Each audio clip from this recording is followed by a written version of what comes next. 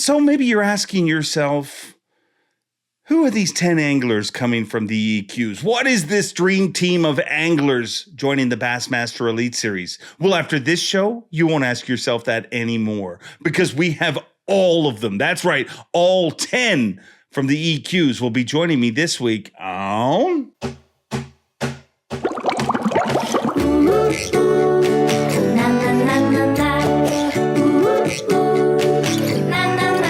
I'm Bob Cobb from the Bassmaster. Welcome to Mercer. Here we go again. Welcome one, welcome all, friends, family, freeloaders, fishing freaks, and of course you, my humpers. Happy hump day to all of you, and welcome in to the Awkwardly Honest Fishing Podcast that goes by my last name, which is Mercer. This is the 240th edition of the Mercer Podcast. Now, wherever you're watching or listening from, the life is treating you well. Life has been treating me very well lately. As you guys know, if you're loyal viewers, if you're a first-time viewer, I'll admit it to you now. I am addicted to swimming with fishes. And an episode ago, I talked about swimming with a muskie for the first time.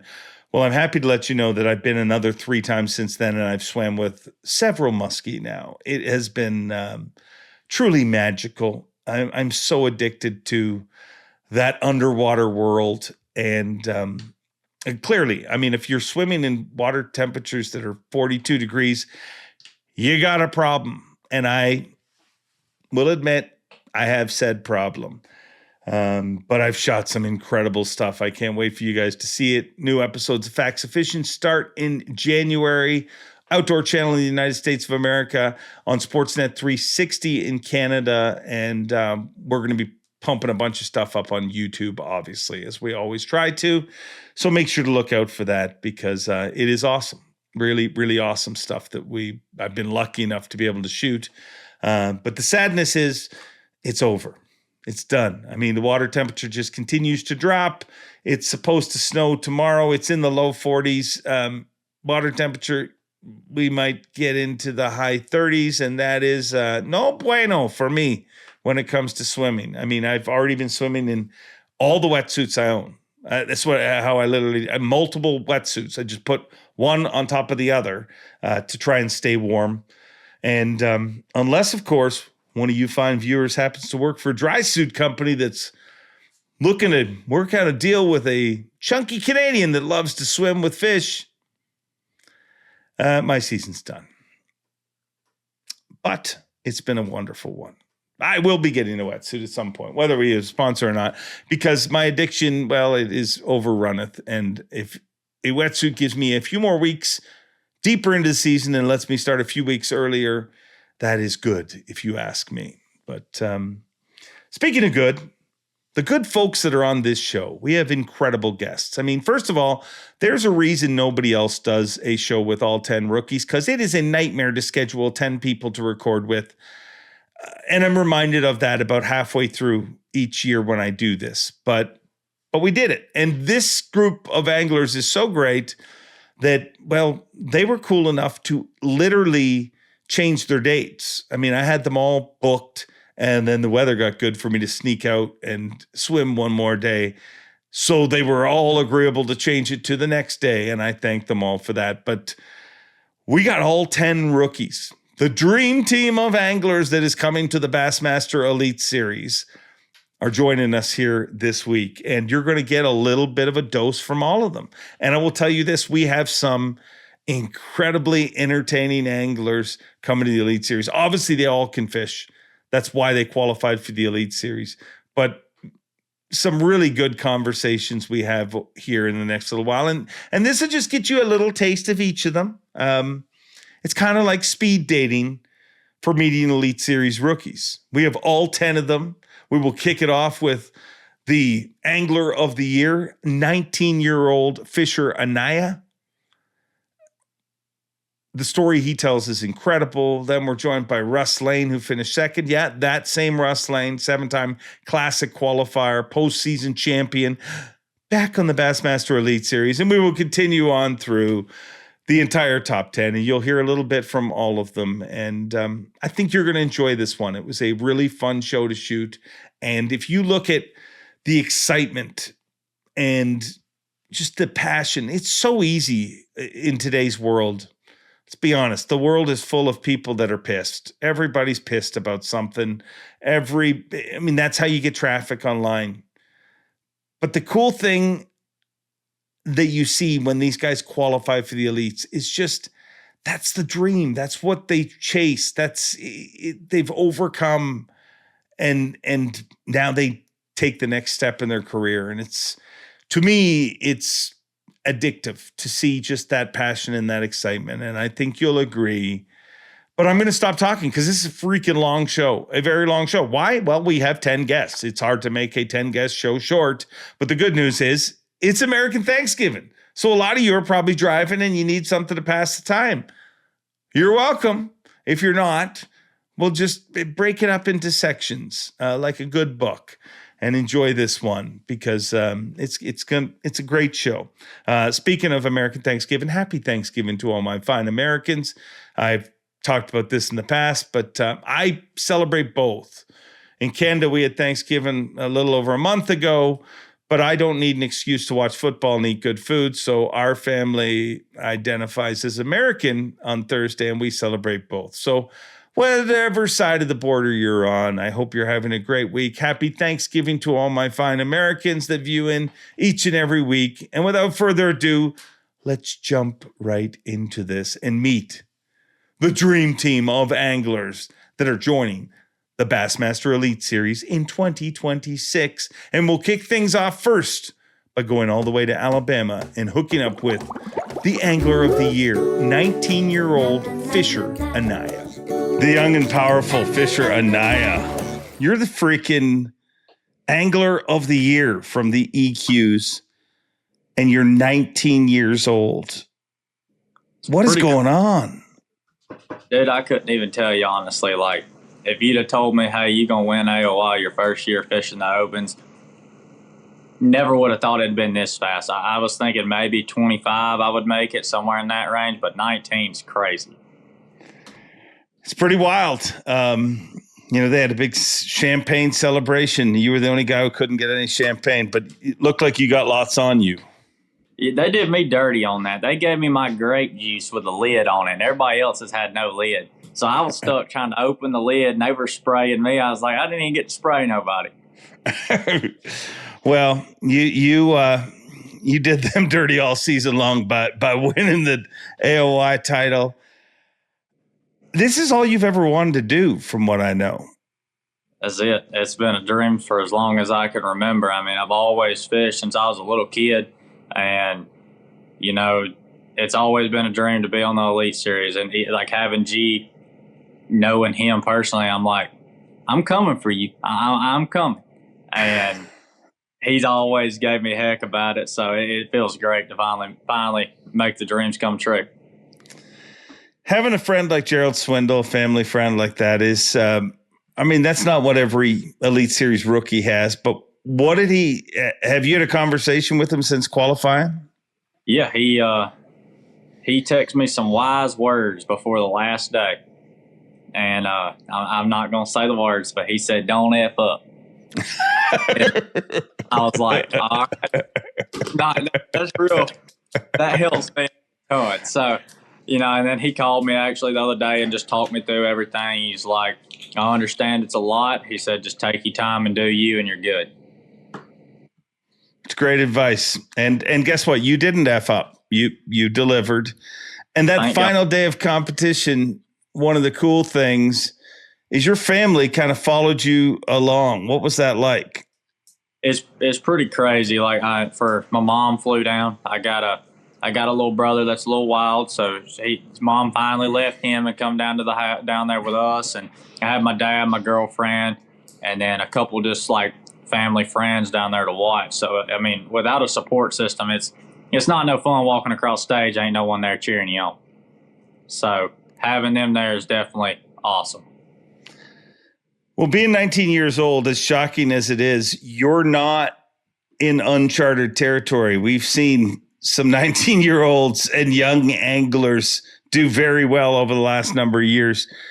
Does that give you even more confidence going into the elites? Yeah, it's kind of like one of those deals where here doing me. I don't really think age has much to do with it. I'm 19, and there's a guy that's fishing. I mean, that could be 42. Like, we're all fishing for the same thing. We all fishing for fish. So it's like I just throw kind of age out of the proportion, and I just go fishing.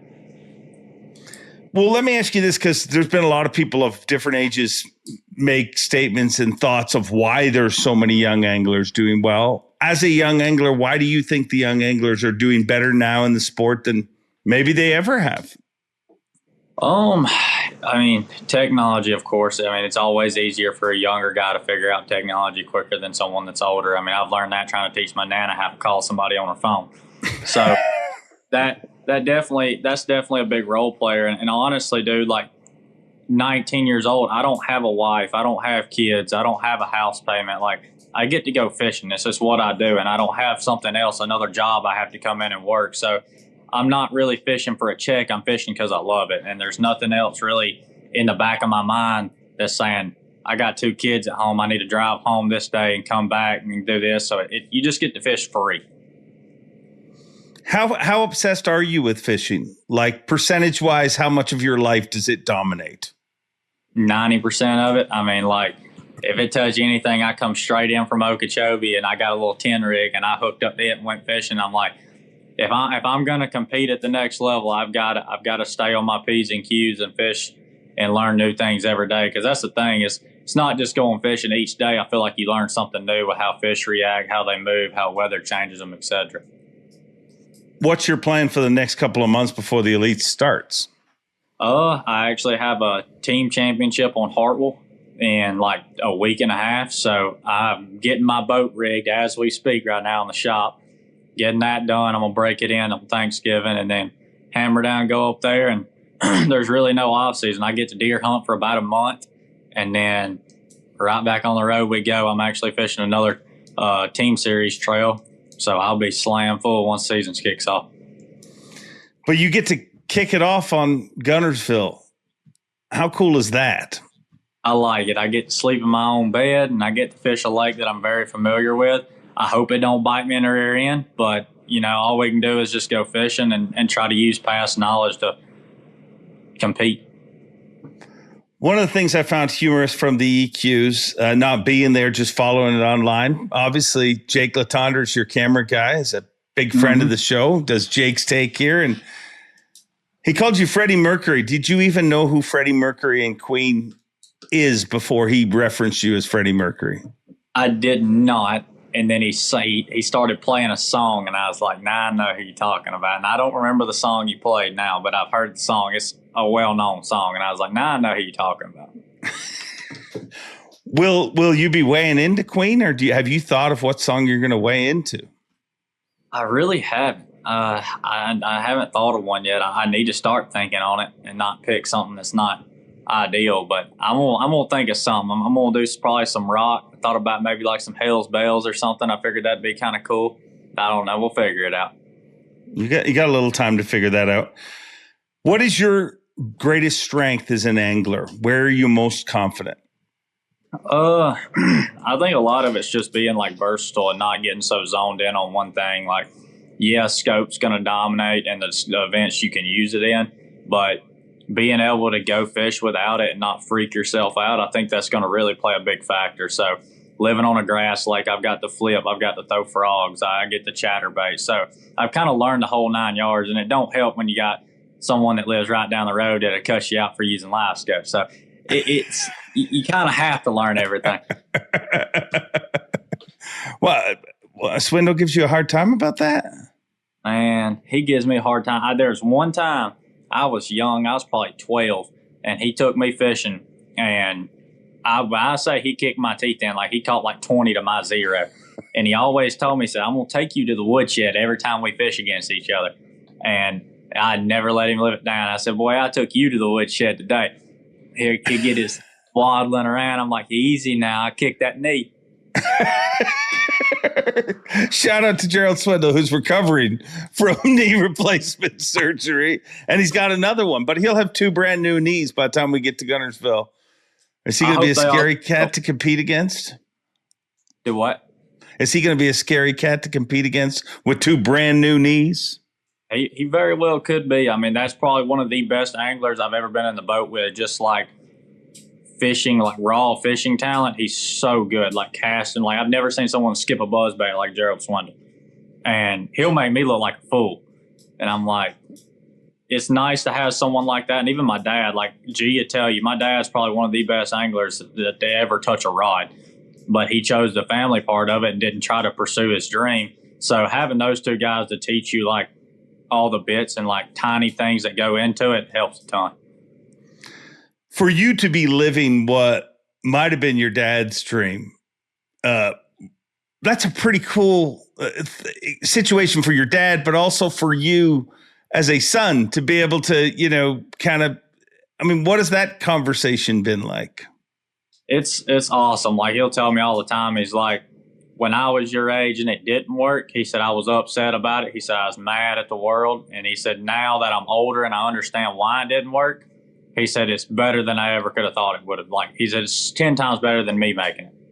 So it's pretty awesome to have someone like that in your family that fishes and understands it. And like, he knows, hey, I'm going fishing today. All right, sounds good. He ain't type of, you need to go to work. He knows what it's going to take to be at the next level. Well, you definitely seem to have what it takes to be good at the next level. When's the last time you got crushed at a tournament? There's Neely Henry and the ABT. It's got my number. It's every single time I go, it beats me into the ground, and I don't know why. I've tried everything under the blue moon to try to figure it out, and it's something about that lake. I just don't understand it, and I really should go over there and spend more time and figure it out, but it's got my numbers. Like, it's the last 3 years. I think the best I finished there is like 70th. So it's definitely got me by the throat.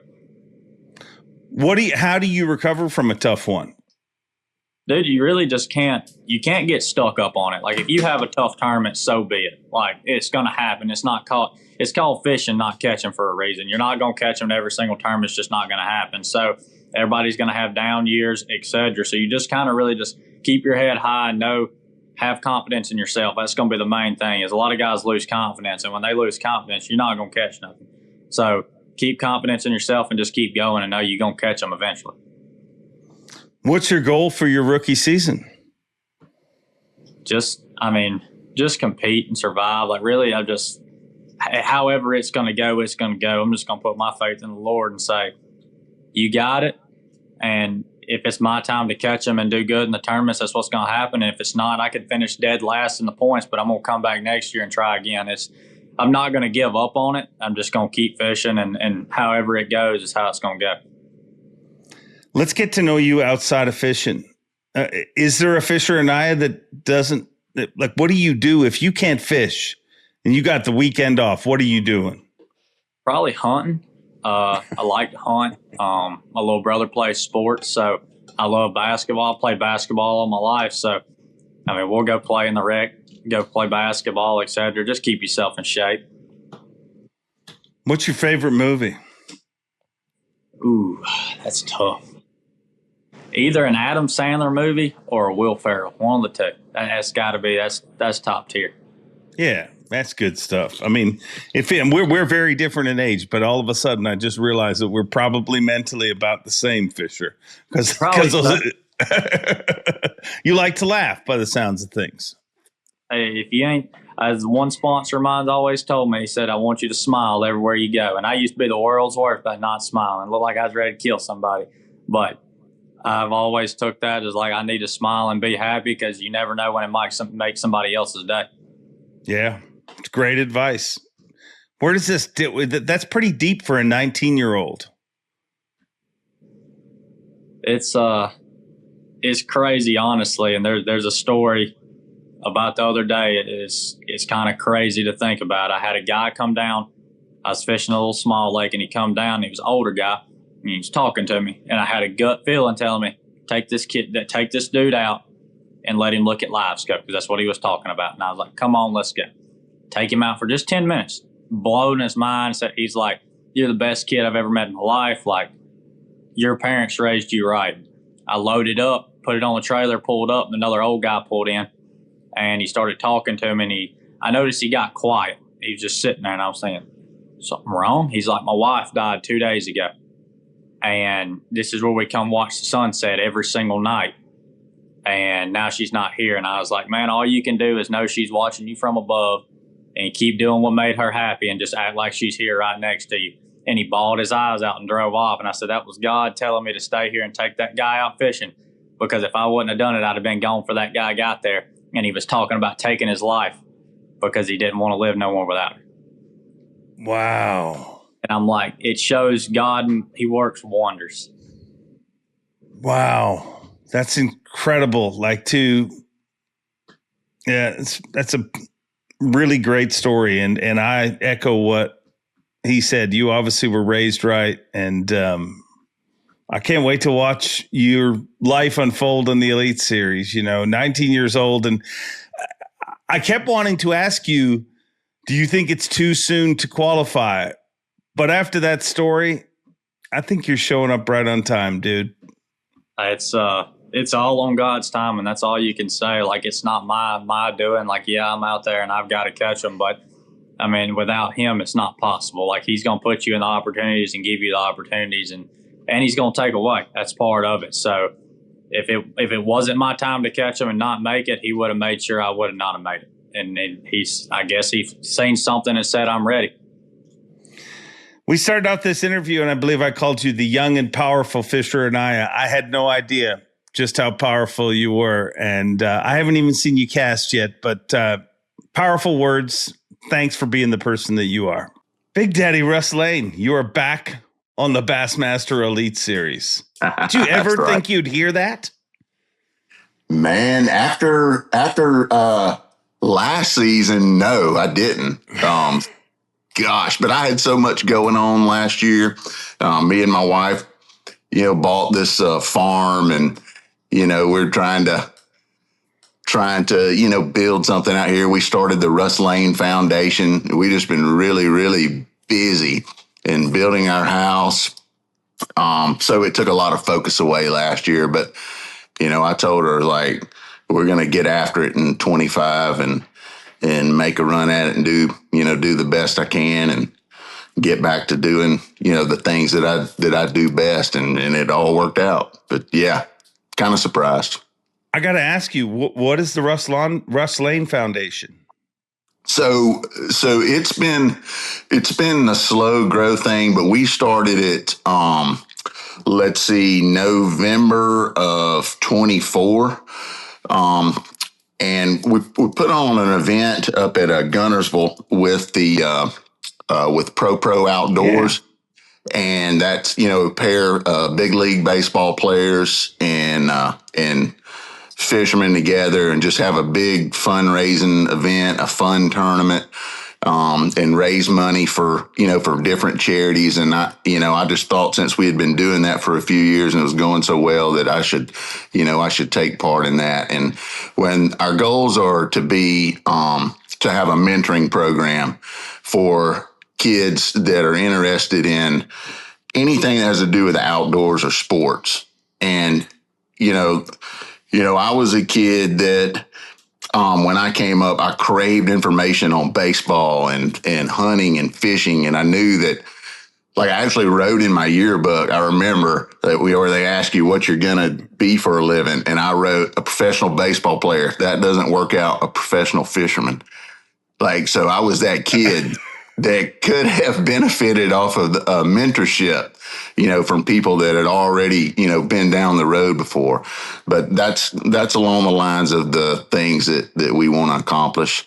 We've also sponsored Prattville High School athletics, where I graduated from, and man, they're having a great football season this year. And there's some other things that we're working on, but very cool.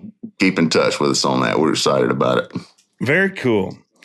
Well, you're a little bit of a different cat when I look at the group of qualifiers. I mean, you're a 7-time Classic qualifier. You won a postseason event in the past. I mean, you've accomplished a bunch in this sport.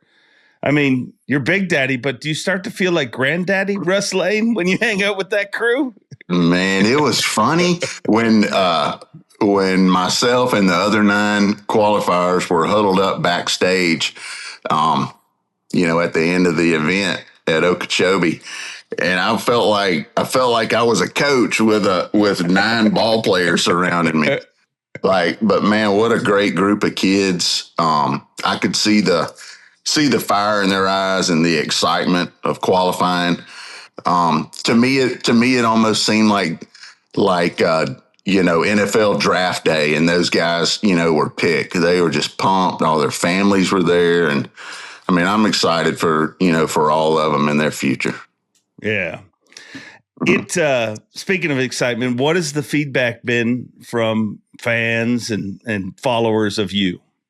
Way more than I ever realized. I knew that, going through the gauntlet of all the events and the way it was structured, like it's, it's a tough road to qualify, but I didn't realize that everybody else knew that. Even fans knew it, especially looking at me I just turned 53 years old, about 8 weeks ago. And I almost get the sense that everybody is excited watching me doing that. I don't know if it gives them hope or makes them feel good about being older or the future of things or what, but it has the response from fans and friends has been almost overwhelmingly positive, and so appreciative. Wow. Great. That's very, very cool. It's there has been you look at the qualifiers every year and there's always a few that stand out, like where there's just like, hey, that's cool to see that you did that. Like you did something that, let's be honest, I mean, very few people have ever done. Carl Jacobson requalified, Hackney, if you remove people that through legends, I mean, Ike and Ellie, but like that's a small group of people that have been in the Elite Series and requalified. Yeah. Please tell me that sponsors are excited about it. They really are excited about it. And I love that, because they deserve to get more out of me, because, some of them just say like Yamaha. I don't know it for a fact, but I'm probably been on the Yamaha pro staff longer than any pro that they have on the Bass tournament side. And for them to invest in my career 20 something years ago and still be doing it and get back, to one of the top level tours, like they deserve it, and same way with Phoenix, a big bite, super appreciative of those companies. I couldn't do all the things that I've been doing or even requalify without them. The reality of things, though, is, the way things fell this year, timing wise, I committed to the MPFL tour. Seems like they have things going good over there. Guys are excited to fish over there. I like the format and the rules. And that's not a knock on Bass or MLF or anything. Like, I like a mix of things. But I already committed to it, not knowing that I would qualify for the Elite Series, and that just, I'm all excited about fishing 2 tours now, but it's hit me the last few days. Hey, I've got, a lot more expenses. It's probably going to cost $50,000 extra to run the Elite Series, trail, and I'm going to do it. I don't know that I have the funds yet to do it and be able to, feel super confident, or what I'm trying to say is just to feel relaxed, I don't want to have to fish for checks. I want to go out there and try to win, which is something I haven't done a whole lot in my career, which I did this year. And I want to be able to keep that mindset on taking chances and fishing to win. And you have to have an amount of financial backing to be able to do that. And I'm sure it's coming. It's just the state of the industry right now. It's tough. You got You got tariffs to deal with, and, there's a lot of companies selling some of the same products, and they water each other down. And it's the business side of fishing is tough right now, but I'm very optimistic about, things happening over the next few weeks. So we need to take some of that excitement and parlay it into, my dad used to say, my pockets are full of excitement. That's right. That's right. Yes. Yeah. And I genuinely am excited. I don't want to get too excited because, we still have to run this thing like a business like we always have. But it's gonna work out. How were you able to avoid that? Like, let's call a spade, we're being honest. But in the world we're living in, 53-year-olds in today's world are supposed to hate those other 9 dudes that you qualified for with. I know. All right, let me tell you a little story. So I can distinctively remember this. So back when I was coming up, like, say, my early mid 30s, there was the generation before me, the legends before my generation. I remember they got really grouchy, and they did not like guys like me and my whole generation, Hackney, Aaron, Edwin, the whole group, the whole group, like there's 50 of us, and they didn't like us coming in and taking up those checks.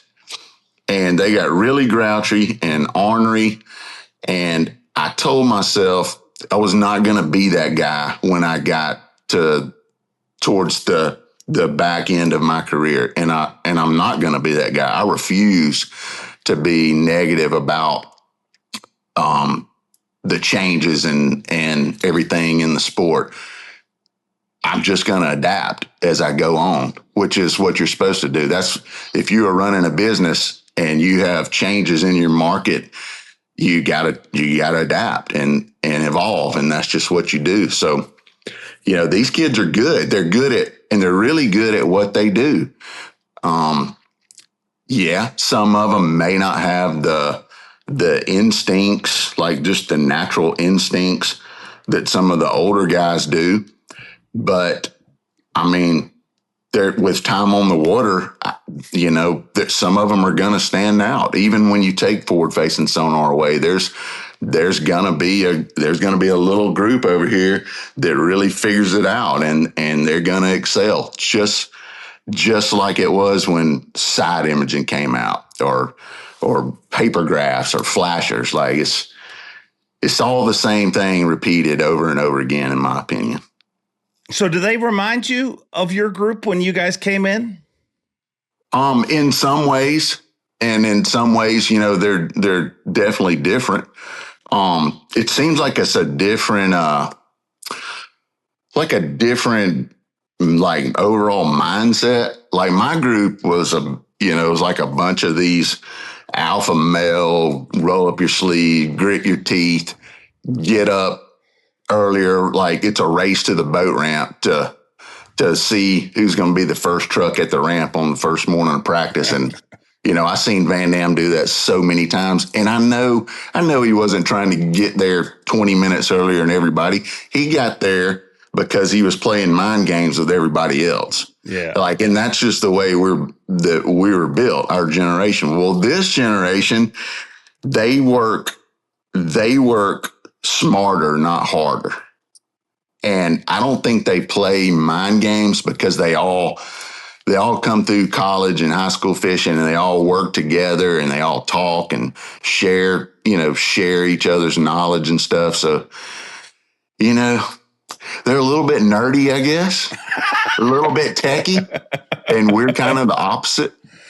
Yeah. But it's working for them. Yeah, it sure is. It sure is. Something that was working for one of your buddies was his hair, but it is not working anymore. Tristan McCormick, dude, I got a FaceTime from you guys last Friday night or whatever, and you played the role of Brutus the Barber Beefcake. Yes, I did. With So pride, when it I was seemed. when I was playing ball, like I was like the team barber. Like I couldn't afford to go get a haircut. So I just figured out how to cut my own hair. And then eventually everybody else wanted their haircut. So, they'd throw money in the pot and I'd cut guys' hair and stuff. So anyway, we made this bet with Tristan because he wasn't feeling confident at Okeechobee, I don't think. But me and Michael Neal, we pretty much knew Tristan was going to catch him in that event, just the way things set up. And we made a bet with him that if he made the elites, that I get to cut that hair off because we nicknamed him Bozo because of the beautiful whatever that thing was. But yes, man, I'm telling you, I enjoyed that a little bit too much. I got the giggles cutting his hair and shaping it like the old man cut. And oh my God, it was fun. It's fun. And he texted me yesterday and said he was still mad about how I left his hair, but it was starting to grow back. Well, nobody can accuse him of not wanting it. If you're going to shave that head of hair, I mean, man, just grab a handful and tie a jig up with it or anything. Oh, when it was all laying there on the floor, I actually said that would make a bunch of really good hair jigs. Yeah. What's your goal for I guess this isn't your rookie season, but your return to the elites? To have fun. Good one. That's been kind of, me and Randall Thorpe was rooming together on the opens the last 2 years. And when we left MLF, we mainly left over there, not for any other reason than we just weren't having fun. And, getting older and had long careers, like that's important, And, we even had conversations about, what I just talked about the generation before us being so grouchy towards the ends of their career. So we decided to have fun, and that's just what I want to continue to do. And that's why I'm also excited about the MPFL because me and Randall Thorpe and Andy Morgan are going to be running together. Like we got houses rented and everything. And man, that's two of my favorite guys ever. And just, traveling with them, coming off the water, cooking a steak at night, fixing a cocktail and relaxing and getting ready for the tournament. Man, that's what it's all about to me at this point. And I want to do that on the elites. And I haven't found anybody to run with yet. But I don't want to do it myself because I don't think it'll be fun, renting houses by myself. Plus it'll be expensive, but hopefully I can get with, some, good couple of guys and we have a really good time and do good and catch them. Yeah. Life's too short not to have fun. So yeah. That is a key, but I'm excited to have you back in the Elite Series. I appreciate it, man. I'm excited too. I can't wait to have you back on that stage, and congrats. What you did this year, truly amazing. And I appreciate it. I think you've seen a little bit of it from the fans, but I will tell you, and you understand this, you've been in the industry long enough. There's things that happen in the industry that just everybody's talking about. Yeah. Russ, I wish you could feel a tenth of the energy that was around you going into that last event. Like people that I didn't even know knew you. Yeah.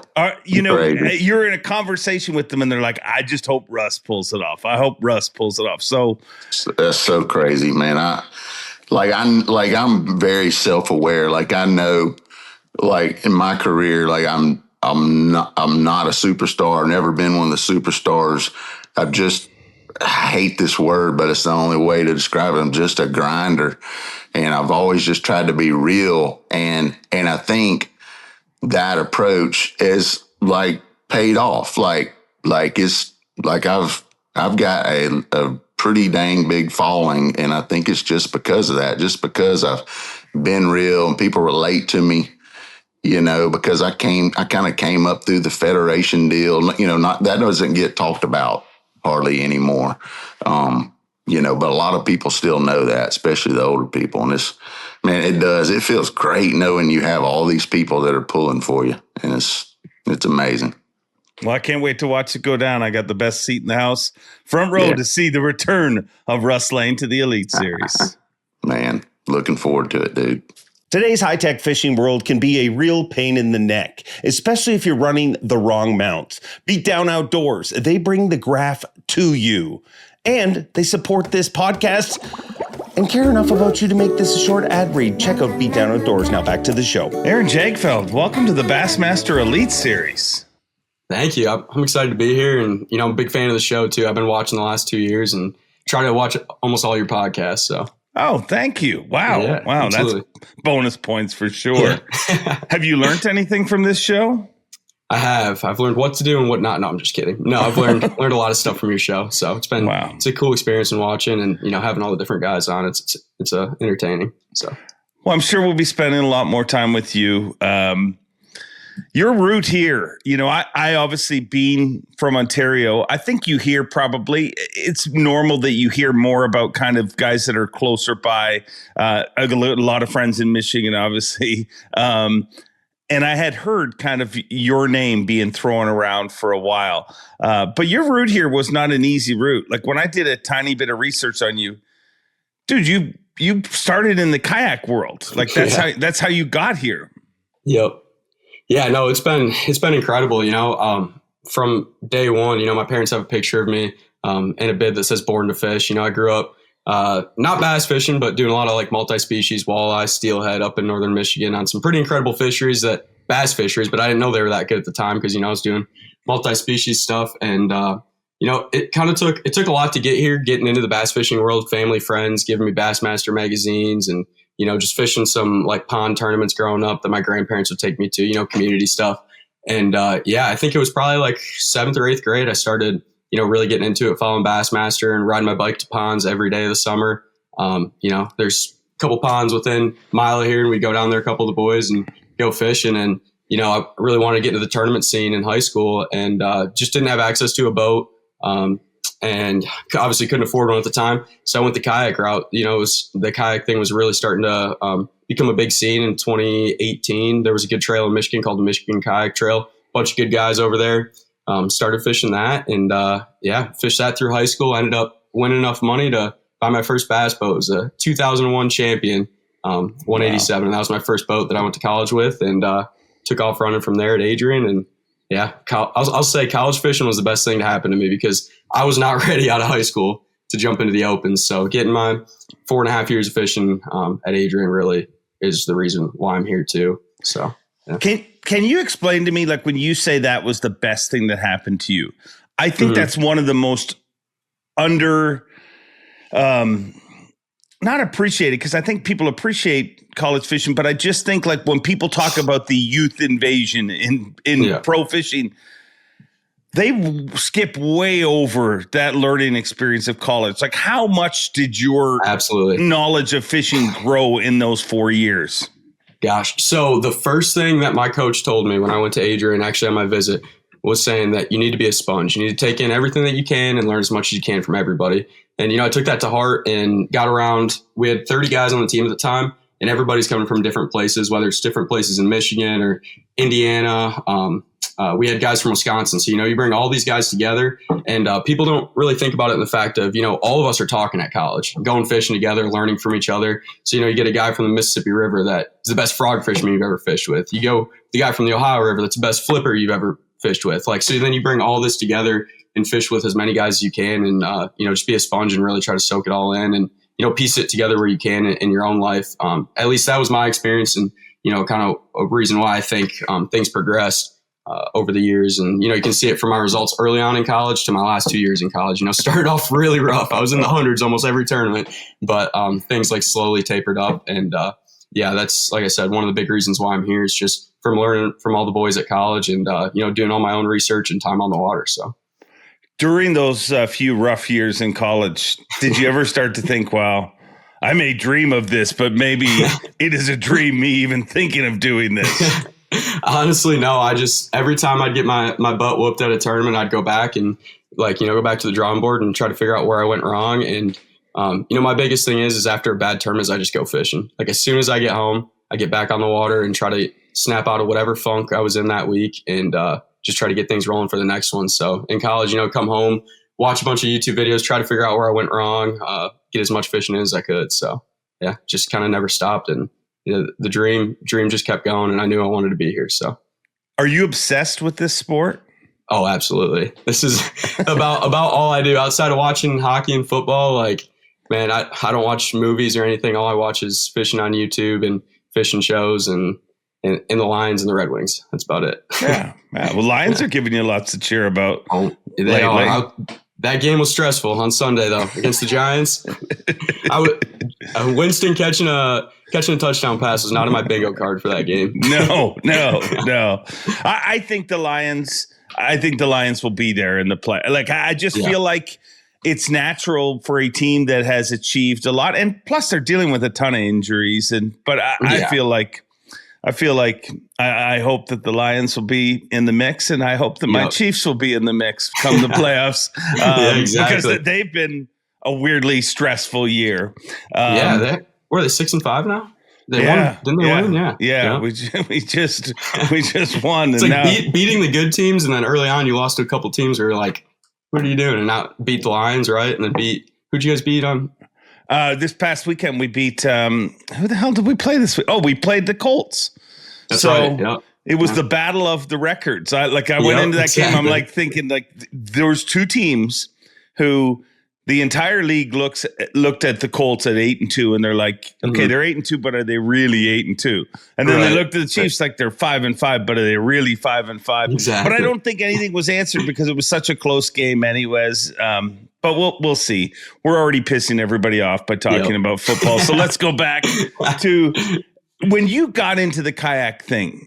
Was it a plan in your head that I'm going to do well enough to buy a boat and step up, or was it just like that's all I could do, so I kayak fished? Yeah, no, that's honestly I didn't have that picture in my head at the time of buying a boat. I just knew that I wanted to tournament fish, and I wanted to be like, I love the competitive scene. I grew up playing hockey and love the competition aspect of things. And as soon as I found out that you could do that with fishing, and then adding winning money on top of that, I was like, yeah, this is what I want to do. Especially in high school, it was so cool. Traveling around. I had my first car was a 2002 minivan, so I'd stick the kayak on top of that and roll out on a Friday and go pre-fish for a couple hours and buy a Little Caesars pizza, and that was my meal for the weekend. Living on like $25, so living the dream. It worked. It worked in high school. Yep. Do you take anything from those kayak days, and does it help you in a boat? Absolutely. I think there's a few times that honestly I still think about it. Once I start running around too much, in a tournament, like maybe things aren't going your way and you're pulling the trolling motor after 2 minutes. And, I just think back to the kayak days of, I couldn't do that. You're stuck in one area and you decide to launch here today. You got to figure out how to catch them in this area. So sometimes I just think about that and I'm like, we're here and we're going to figure out this 1 mile section of the lake and let's see what we can do. You're a true multi-species angler. You grew up fly fishing too. I did. Yeah. I grew up, there's a couple rivers around the house, and then did a lot of steelhead fishing up north. My grandparents live on incredible smallmouth fishery, but didn't fish at the time, Burt and Malt Lake. And then you got the Sturgeon River that runs in there. So I fly fished that. And then there's a couple other rivers, but I kind of got away from that. Something I'd like to get back into in the future. But yeah. Get your hands full right now. Yeah. What, if somebody's never seen you fish, explain to me what kind of angler you are. Yeah, I like fishing fast. My favorite fisherman growing up to watch was KVD. I'm sure that's not a surprise being from Michigan, but all the videos I would watch on him in terms of stuff like that, he's always fishing fast, chucking and winding. Even with scope, I'm trolling motor's always on 8 or 9, fishing at 2.5, 3 miles an hour, and I let cover in water. So whether it's with live scope or chucking and winding a chatterbait or skipping as many docks as I can in a 3-hour weeknighter, like I'm fishing as fast as I can, while still being able to get bit. So. Yeah. Do you like the setup of the schedule next year with half with and half without? Is that appealing to you?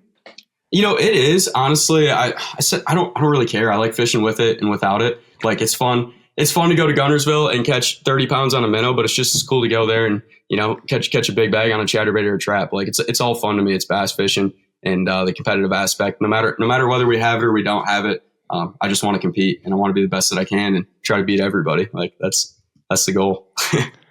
Rookie season, what's your goal? I want to win Rookie of the Year and I want a blue trophy. Those are the two goals, and make the Classic. And that used to seem weird. Like if somebody, Rookie of the Year is obviously what every rookie should go into this season with. But to say I want to win a blue trophy, that used to be like, come on, Right. But now if you want to win Rookie of the Year, you probably have to win the blue trophy. Right. Exactly. Yeah. What Tucker did last year was incredible. And so, he just set the bar at a whole nother level. And it's crazy how good the guys are that are coming into the elites and the competition of it. It truly is. Well, you're pretty good, and I look forward to seeing how it all plays out. And I'll tell you this, dude, keep being you. We've spent 10 minutes together, and you're very relaxed and calm and great. And I don't know if you are on the inside, but on the outside, you seem that. And that's honestly what it takes to make a good podcast. So keep being you. Thank you. I appreciate you having me on. Thank you. No problem. We'll see you soon. Austin Cranford. You're a Bassmaster Elite Series pro. I know. It took me long enough. Say, well, 5 years is what it took. How many more years do you think you had in you if it didn't work out this year? Till I made it. Yeah. It was kind of, I thought it would take me 3 and ended up taking me 5. But I kind of came to a conclusion that I don't think I was ready till after 3 years. I probably jumped in it a little too soon. But I'm glad that it worked out the way it did. I mean, I made it, so, you can't really regret anything. So, yeah. 5 years is 5 years. I feel like I learned the hard way, and I tend to do that a lot. So, yeah, but the harder place to learn is on the Elite Series. It's tough to learn in the Opens, but if you learn in the Elites, especially to previous to now, what the entry fees used to be and stuff like it. You want to get there when the time's right. No doubt. You want to get there when you can stay. And so I think that, if I'd have got in my first year, I don't think I would have been able to stay as long as I feel like I can now. So, everything happens for a reason. And, obviously it was my time. And believe me, like you could tell this year, like was different than any other year. Like it was 100% my time. Like fish were jumping in my boat that didn't ever jump in my boat. Like it was pretty crazy. Like what happened? Give me an example. So, like each EQ, there was a individual fish that I would not have caught any other year. So like at Champlain, I literally stayed in one core area the whole entire tournament. And then the last hour, I left for the first time in the tournament and went and caught a 4.5 pounder on a place that, like, I seen like one bass in practice and I caught it and it was a big one. Actually, I seen 2 bass and it was a big one. And I was like, I got to go. I was catching small ones. And then I left and went over there, caught a 4.5 pounder. It's the only fish I caught after I left, but that was enough to kick me up. And then at Wheeler, I ran back to take off like an hour early. I was way up the river. I had some fish that weren't doing very good. And so I was trying to get back so I didn't lose those. And I stopped right outside of takeoff on a brush pile that I had probably fished 7 or 8 times in the tournament, never caught one. And I caught a 4-pounder right before weigh-in and jumped me up to 16 something. And the same thing at Okeechobee that happened on live. Like I wasn't catching anything all day on day 2 and left and then caught a 3.5 and a 6 in the last 30 minutes. And that, got me in the Elite Series. So, just fish that I don't know, like stuff like that never happens to me. And then it happened this year. So. Did the decisions feel easier this year? Yeah, because it would be so blatantly obvious that I needed to leave because you're not catching anything that the decision was really easy to leave. But, most of the time you kind of get like, there's something keeping you there. And this year it was like, they're either biting or they're not. So the decision was very, very easy. It seemed like the entire year. So like, I just, I don't know. I guess that might come a part of maybe maturing in my fishing career, that like maybe that decisions are a little bit easier because you've, sucked so many times that it's like, oh yeah, I've done this before. Let's go do something else. I think confidence feeds off of success though, too. Like the confidence to make those decisions, and the more success you're having, I mean, then that's the like, if you can keep it going that way forever, that's the goal.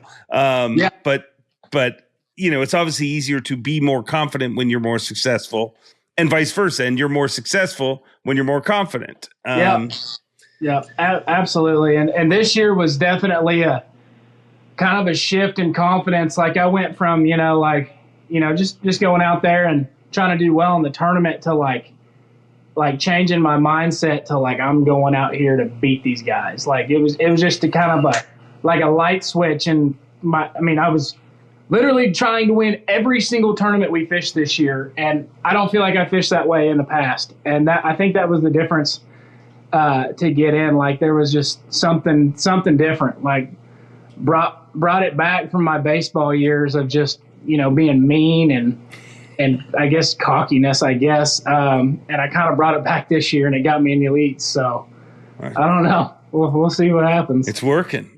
Yeah. I like it. Speaking of baseball, I listened to the Panger show. Great job as always. Thank you. You're literally here because a coach pissed you off.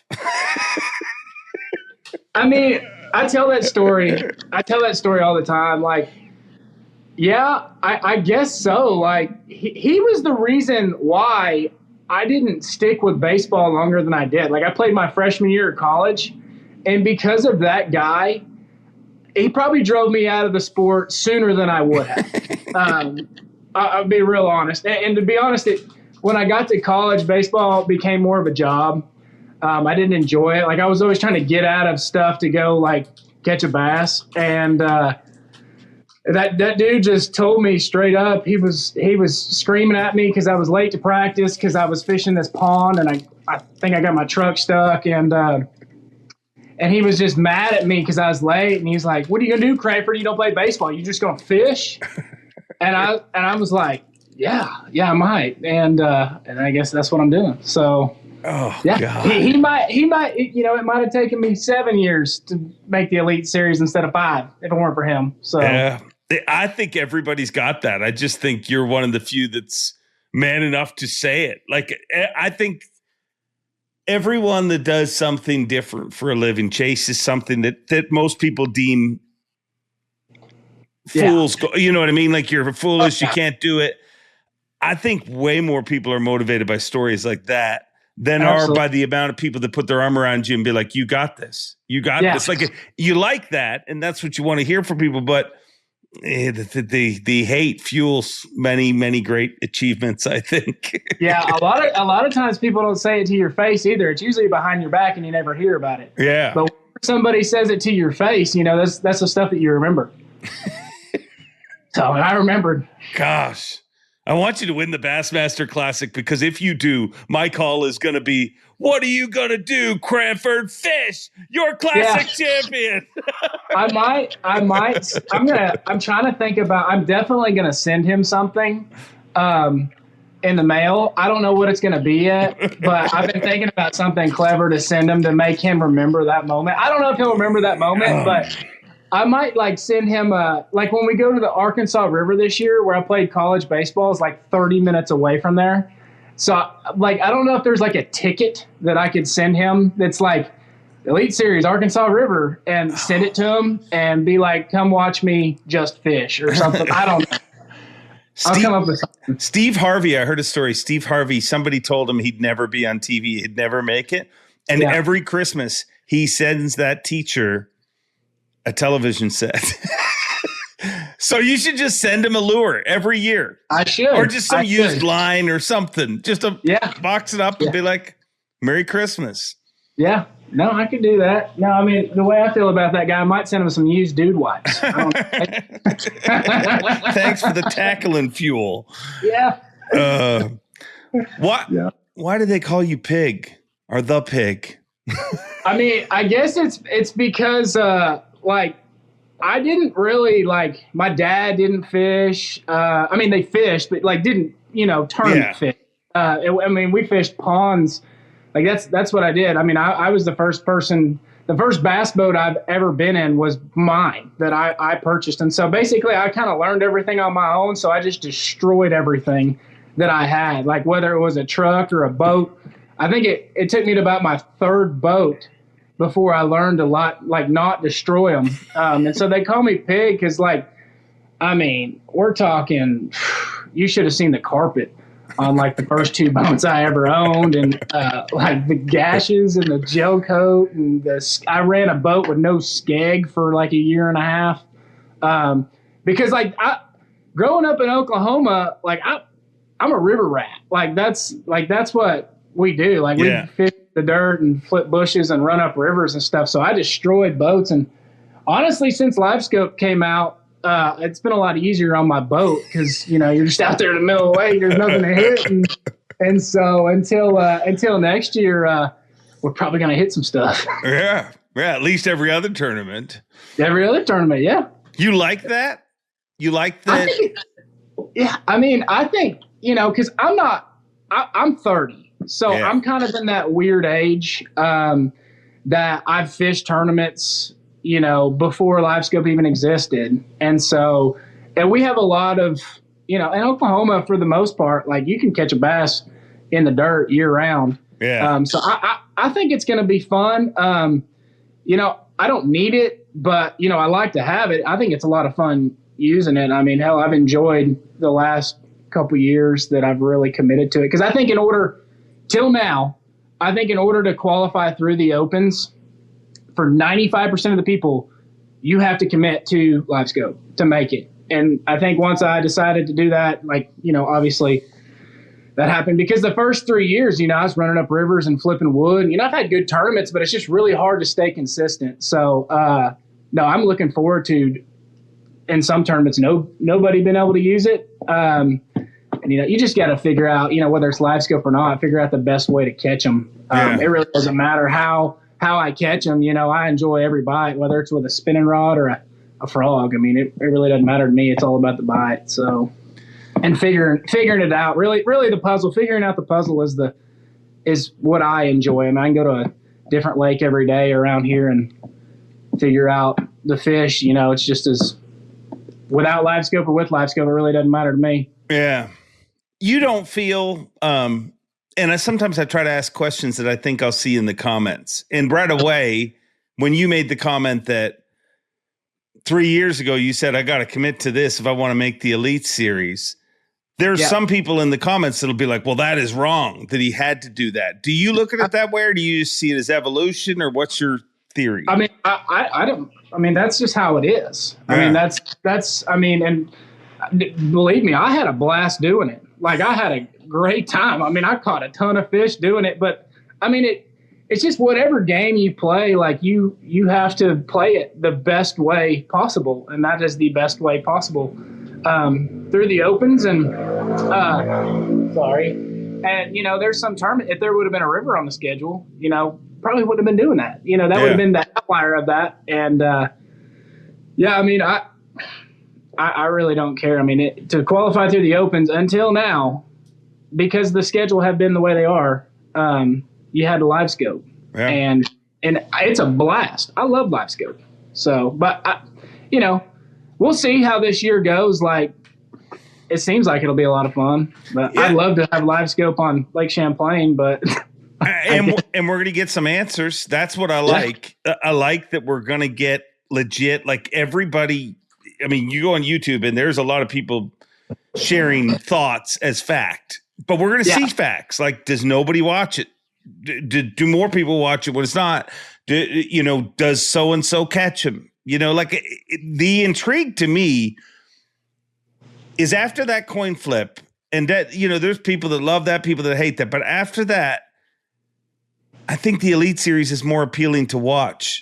Like, absolutely, as a fan, you want to see more. Absolutely. I don't think it's going to do anything crazy as far as like the outreach and like the viewership you're getting. I think what's going to happen is the same people are going to watch it and they're going to enjoy it. But then when we go to Guntersville with no scope, the next thing is they're going to complain about how bad the weights are compared to what. I mean, You will. We're never going to, we're never going to win. Like you can just do your job and go bass fishing, and you kind of got to block out all the stuff going around the industry just because I don't think you could ever win. No, you can't. But it's also, there's part of me that looks at it and feels like it's also like part of the sport maturing. Like as that, maybe that's me finding a positive in everything. But all of that, like if you play in the NFL, if you play in Major League Baseball, if you play in anything, dude, go on the internet after any game of any team, and literally they all cheated. They like it's just what people talk about. So there's a weird positive to that, I guess, as much as it bothers me. But I guess people care. That's a good thing, right? They care. They care enough to comment. So whatever. Yeah, thank God for them. One thing that stood out to me when I looked at kind of your track record is you had a good finish in Okeechobee, but Okeechobee's been good to you. I mean, you've been there twice. You've had 2 top 6s, and that doesn't seem normal for a guy from Oklahoma. Yeah, I don't know. I've always said when we go, across the country that I do well in tournaments that are tough and big fish are available. Yeah. Because that one bite makes your tournament. Now, the first time we went there is the one that Scott Martin blew it out. It was not tough. Like it was, I mean, I caught so many 3-pounders that tournament. It wasn't tough. And I just kind of landed on a deal. I think I figured something out before everybody else kind of realized that you could even do that. And then this past time, it kind of fell into those tough tournaments that the big fish, you're at Lake Okeechobee, those are available. So all you have to do is figure out how to get bites, and those big fish will come if you're able to get the bites in those tough tournaments. And I mean, there's a couple tournaments that come to mind. The Lake Louisville tournament, like my 4th Bassmaster Open ever. I figured out how to get a ton of bites, and there's big ones in there. You're in Texas, and so that was another top 10. And there's just those type of lakes that are just fishing kind of grimy, and you can catch a big one. It seems like the ones that I do well in. Well, what one are you looking forward to next season on the Elites? What one stands out to you? And what best and worst? What one stands out to you, and what one do you go, ooh? Obviously, St. Lawrence River is my favorite fishery in the whole country, so I don't care what it is. That one's going to trump everything because the St. Lawrence River is incredible. It's a toss-up between the St. Lawrence River and Guntersville. So I've never been to Guntersville, and that's been a bucket list trip for me. And then the St. Lawrence, so that would be like the 2 I'm most looking forward to. I think those will both be a lot of fun. And the one that I'm trying to think, what is the least looking forward to? Probably Martin. I've been there. It's going to be one of those. It's one of those tough tournaments that big ones aren't available. Yeah, there's not a lot of big ones there. Yeah. So just so you know, you'll probably win Martin now. That's how it works. Probably. Yeah. I caught him last time we were there. Well, dude, I've really enjoyed our quick conversation. We got to do a full length show together at some point because I like people who are truth speakers, and you definitely seem to be one of those. And I just can't understand why you're buddies with Panger. Other than that, you seem pretty legit. I gotta keep Panger, like I gotta keep his sanity. We fish Wednesdays and Thursday nighters, and he's a guy that he's way up here and way down there, and I kind of got to keep him in the middle there. So I love Panger. He's a good dude. He's great. When that dirt bike ripped past, I thought maybe it was Panger checking in. You're doing it somebody else's podcast. Yeah. Hey, are you? Is that voting stuff over? It's done. Yeah. It's done? Did you vote for me, or did you vote for Panger? I was about to give Panger a plug on your podcast, but I guess it's over, so I'm not going. The fuck? You, Austin Cranford. Sam Hangii, You're a Bassmaster Elite Series qualifier, and before I even get your reaction to that, am I saying it right? Hangii? Oh, you're saying it right. Yeah, Hangii. Nailed it. Beautiful. Nice. That's impressive, Nice. honestly. You're an Elite Series pro. How does that feel? Ridiculous. Like, actually ridiculous. So crazy. If you would have told college me that, I would have lost it. I mean, nuts. You put in your social media, I did a little snooping, and it says, I cannot put into words what this means to me. I've dreamt of this moment for as long as I can remember, and I cannot believe it's becoming a reality. You've had a few days to kind of absorb it. When did this dream start? Really, when I first heard about competitive fishing when I was a child. The Elite Series was kind of the first thing I learned about. Really, when I learned about competitive fishing. At the time, I'd say I was like 13, 14 years old, so obviously couldn't drive a car or operate a boat, but got really into kayak fishing at the time and still followed the Elite Series, and I did a couple like small kayak tournaments with my dad, and that's when I really knew that I wanted to try competitive fishing. And then went to the Auburn team, met a bunch of great anglers, and that's kind of how it all came to fruition. But I've been keeping up with it heavily since I ever knew it was a thing. Who were your guys growing up? Like when you first got into it, who were you a fan of? Greg Hackney. I loved Greg Hackney. Watched him like crazy. Obviously Kevin Van Dam. I can like vividly remember when I was really little, I laid in my bed and wrote him a letter at night and gave it to my dad and was like, we have to mail this off to Kevin Van Dam when I was a little kid. But no, I used to be obsessed with those guys. Then obviously Jordan and Matt Lee, when they went to Auburn, they were the big reason I wanted to go to that school. So I idolize a bunch of those guys, and it's crazy that I'll get to fish against them. Yeah, you're getting to fish against a few of those. Did Kevin ever respond to the letter? I don't know if my parents actually mailed the letter off. They might have said they did just to make me happy, and it just disappeared. But I know I've got a picture of it somewhere. I'll have to find that. That's very cool.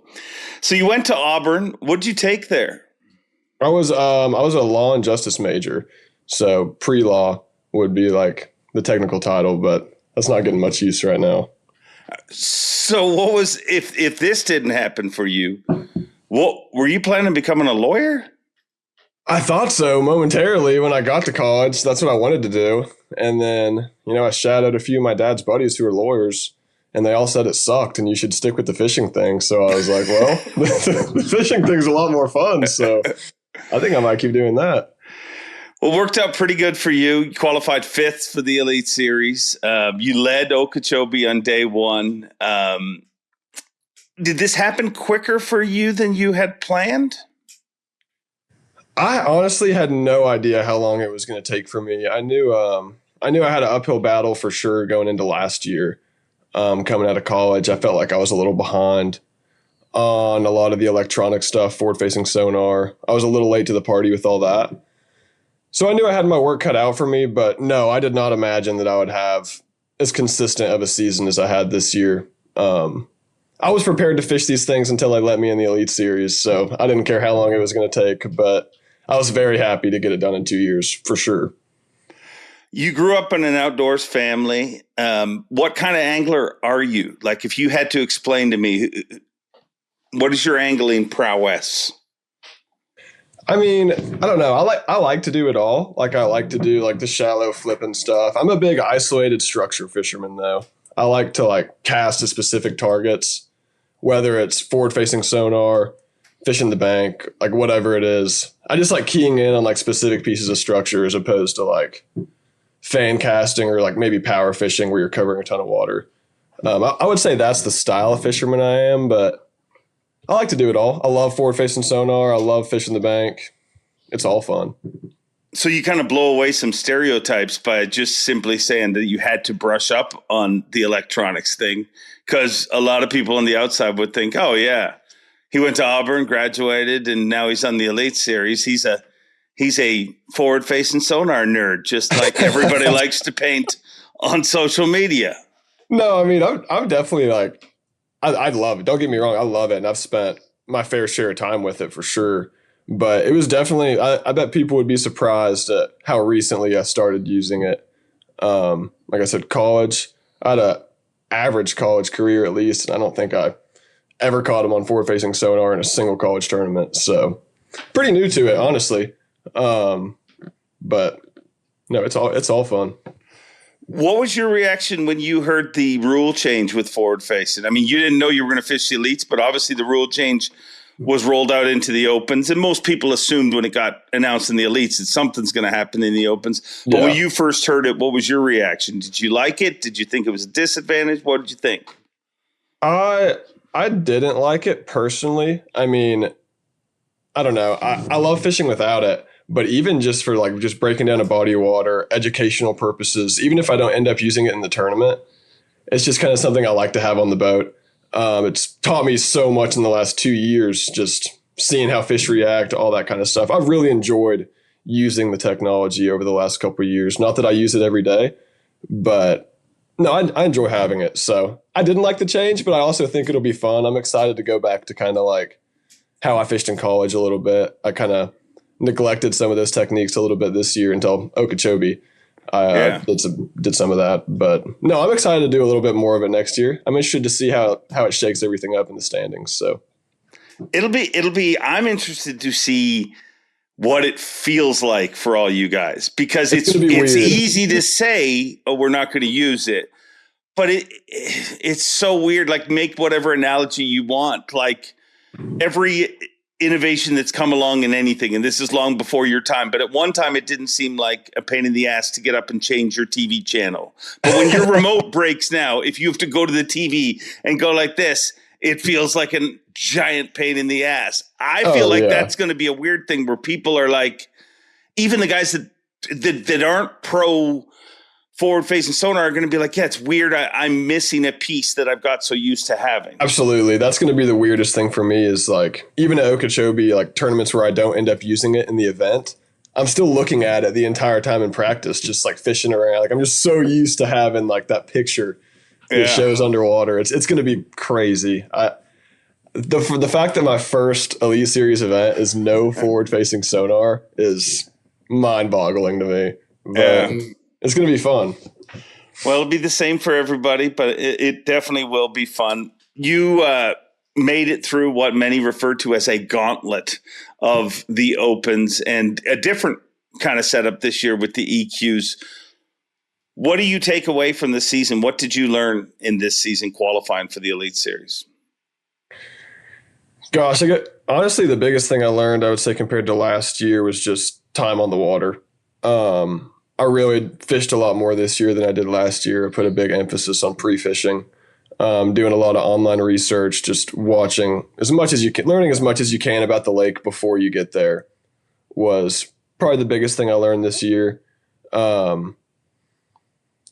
Yeah, it was a crazy schedule, dude. Really just being consistent on different bodies of water. I mean, you have to have it takes so many different techniques to make it to the Elite Series. It's just crazy.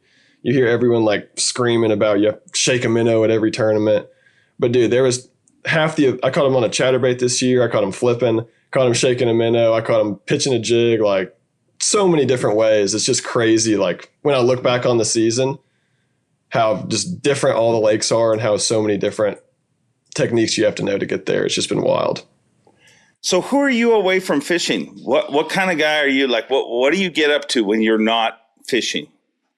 When I'm not fishing, let's see. I like to do a lot of hunting for sure. My parents are big hunters. I haven't got to do it as much recently just because with all the tournaments, obviously. But I like to do some deer hunting. I like to play Xbox sometimes. That's a good time. What's your game? Fortnite, obviously. Clearly. A little bit of Call of Duty sometimes, but no, we like usually Fortnite. Hanging out with the girlfriend. That's my schedule. Hunting, fishing, Fortnite, girlfriend. That's the usual rotation. It's a strong rotation. Yeah. What's the plan for the next couple months? I would imagine a fire drill getting ready to officially become an Elite Series pro. Yeah, it's kind of stressful, honestly. I'm just frantically trying to get my boat situation figured out, trying to get my jersey situation figured out, pre-fishing, making a schedule, all that stuff. It's not a big turnaround. I mean, it's only a couple weeks, it feels like, between the EQs and the elites. So really just trying to get as much stuff set in stone as I can and make sure I got a boat that's wrapped come first tournament of the year. Yeah, it's for you guys to push as late as you did, and then to make things worse. The Elite Series is starting earlier than it's ever started, and it's only a few weeks. But guess what? When it gets down to it, those few weeks are going to be precious. But you'll relax and you'll get there, and you'll. Oh yeah. I mean, do you believe you were meant to do this? I think so. I mean, I can vividly remember. This is like when I really knew that I wanted to do it for a living and for the rest of my life. It was one of the first, I don't think it was the first college bass tournament I fished, but it was the first one I fished by myself. I ended up having, and the first one I ever did well in. My partner ended up not being able to make it for whatever reason. And it was on Lake Cumberland. I didn't get to practice because I had some sort of college test or something where I couldn't come up early. Showed up for the meeting and just fished the tournament. And I ended up getting like 11th or 12th in the event. By far the best tournament I'd had so far. I just remember calling my mom on the drive home and being like, I'm going to do this for the rest of my life. This is the coolest thing I've ever done. Like, it was just the best, like a feeling that I'd never experienced. And I was absolutely hooked. So when you made your announcement on Instagram that you made it, you also went out of your way to point out your family and the support that you have around you. What did they say when you qualified? What was that first conversation like? They were all losing it. My girlfriend was bawling, crying. My parents were crying. Everyone was freaking out. They know just how much like mental time I put into this and just how much time I spend on the water and how much I care about it. So they were freaking out. It was insane. It's good to have that. We lived at the Tiki Bar that night when we found that it worked out. So yeah, we set up shop there for a while. I saw some pictures from stuff going down at the Tiki Bar that weekend, and there was a lot of good times had at the Tiki Bar. Yeah, the Tiki Bar was the place to be that week. Yeah, I actually heard a rumor once, and I never confirmed this, but I heard that the Tiki Bar was actually like a project that Scott Martin did in school. Like it was like, because it didn't start what you see, but it was like, I mean, I guess if you're Scott Martin, your project is I'm going to build a Tiki Bar. I think that could be a rumor. Who knows? I would confirmed consider it a success. Yeah, I'd say if it wasn't up till that weekend, I'm sure it was. Yeah, it is now. And I've been there. It's been a success for a long time. Oh yeah. And what moment are you excited about, looking forward to, of joining the Elite Series? Is there something that stands out in your mind, or is it just everything? I mean, everything for sure, but day one blast off Gunnersville. That's what I'm most excited about. Have you as an MC? That's going to be crazy. Just it's all going to be crazy. But yeah, day one blast off. That's what I'm really excited for. Well, I'll try not to screw up your name. I got it right so far. I was going to say, I'm impressed you got it right the first time, but does everybody screw it up? Not like, I mean, not you guys, obviously. Y'all have been great, but just like random people you see, everyone guesses Hangii. That's the usual guess is Hangii. Yeah, Hangii's good. I like it. It. You can be the freaking hangman. Got to catch him before you're the hangman, though. Yeah, I was going to say, we got to do a little work first. Well, I'm excited to see it all happen for you. I'm excited to have you on the Elite Series, and I love seeing people chase and achieve their lifelong dreams. So this is step one. I look forward to see the rest. Absolutely. I can't wait. Avco not only makes incredible outdoor clothing, but they care about anglers with their 10% pledge. Avco and the Shed family donate at least 10% of the company's profits to conservation and making fishing better. Now back to the show. Matt Messer, you're back in my life. Once before we hung out, and you were a Bassmaster Classic qualifier, but now you're on the Elite Series. How does that feel? Good to be back. It feels awesome. That's a lifelong dream. I've been wanting to make the Elite since I can't even really remember a time that I didn't want to. So it feels good to finally be here. Do you remember the moment that you like fell in love with tournament fishing? Like, was it an event or was it? Well, I actually went to a Bassmaster Elite Series tournament whenever I was, I don't even know exactly how old. I'm going to say probably 11 or 12. I was at Gunnersville fishing, and then they had an Elite Series tournament, so we just went down a weigh-in. I knew nothing about it, and hadn't even fished a tournament before whenever I fell in love with it, because I was down there and it was seeing all these guys going around, whatever, and I was talking. Mike Iaconelli was leading after day one. I went up and was talking to him and stuff, and it was awesome. I was like, I want to be these guys. Well, congrats. You've made it to the elites. And along the way, I mean, you've put together a pretty strong resume. I mean, you've won an Open. You've qualified for the Classic. I mean, 9 top 10s with Bass. So you've this isn't overnight. I mean, you've worked at this. Yeah. What do you take, like competing in a Classic? Did you learn something competing in that event that you think will help you on the Elite Series?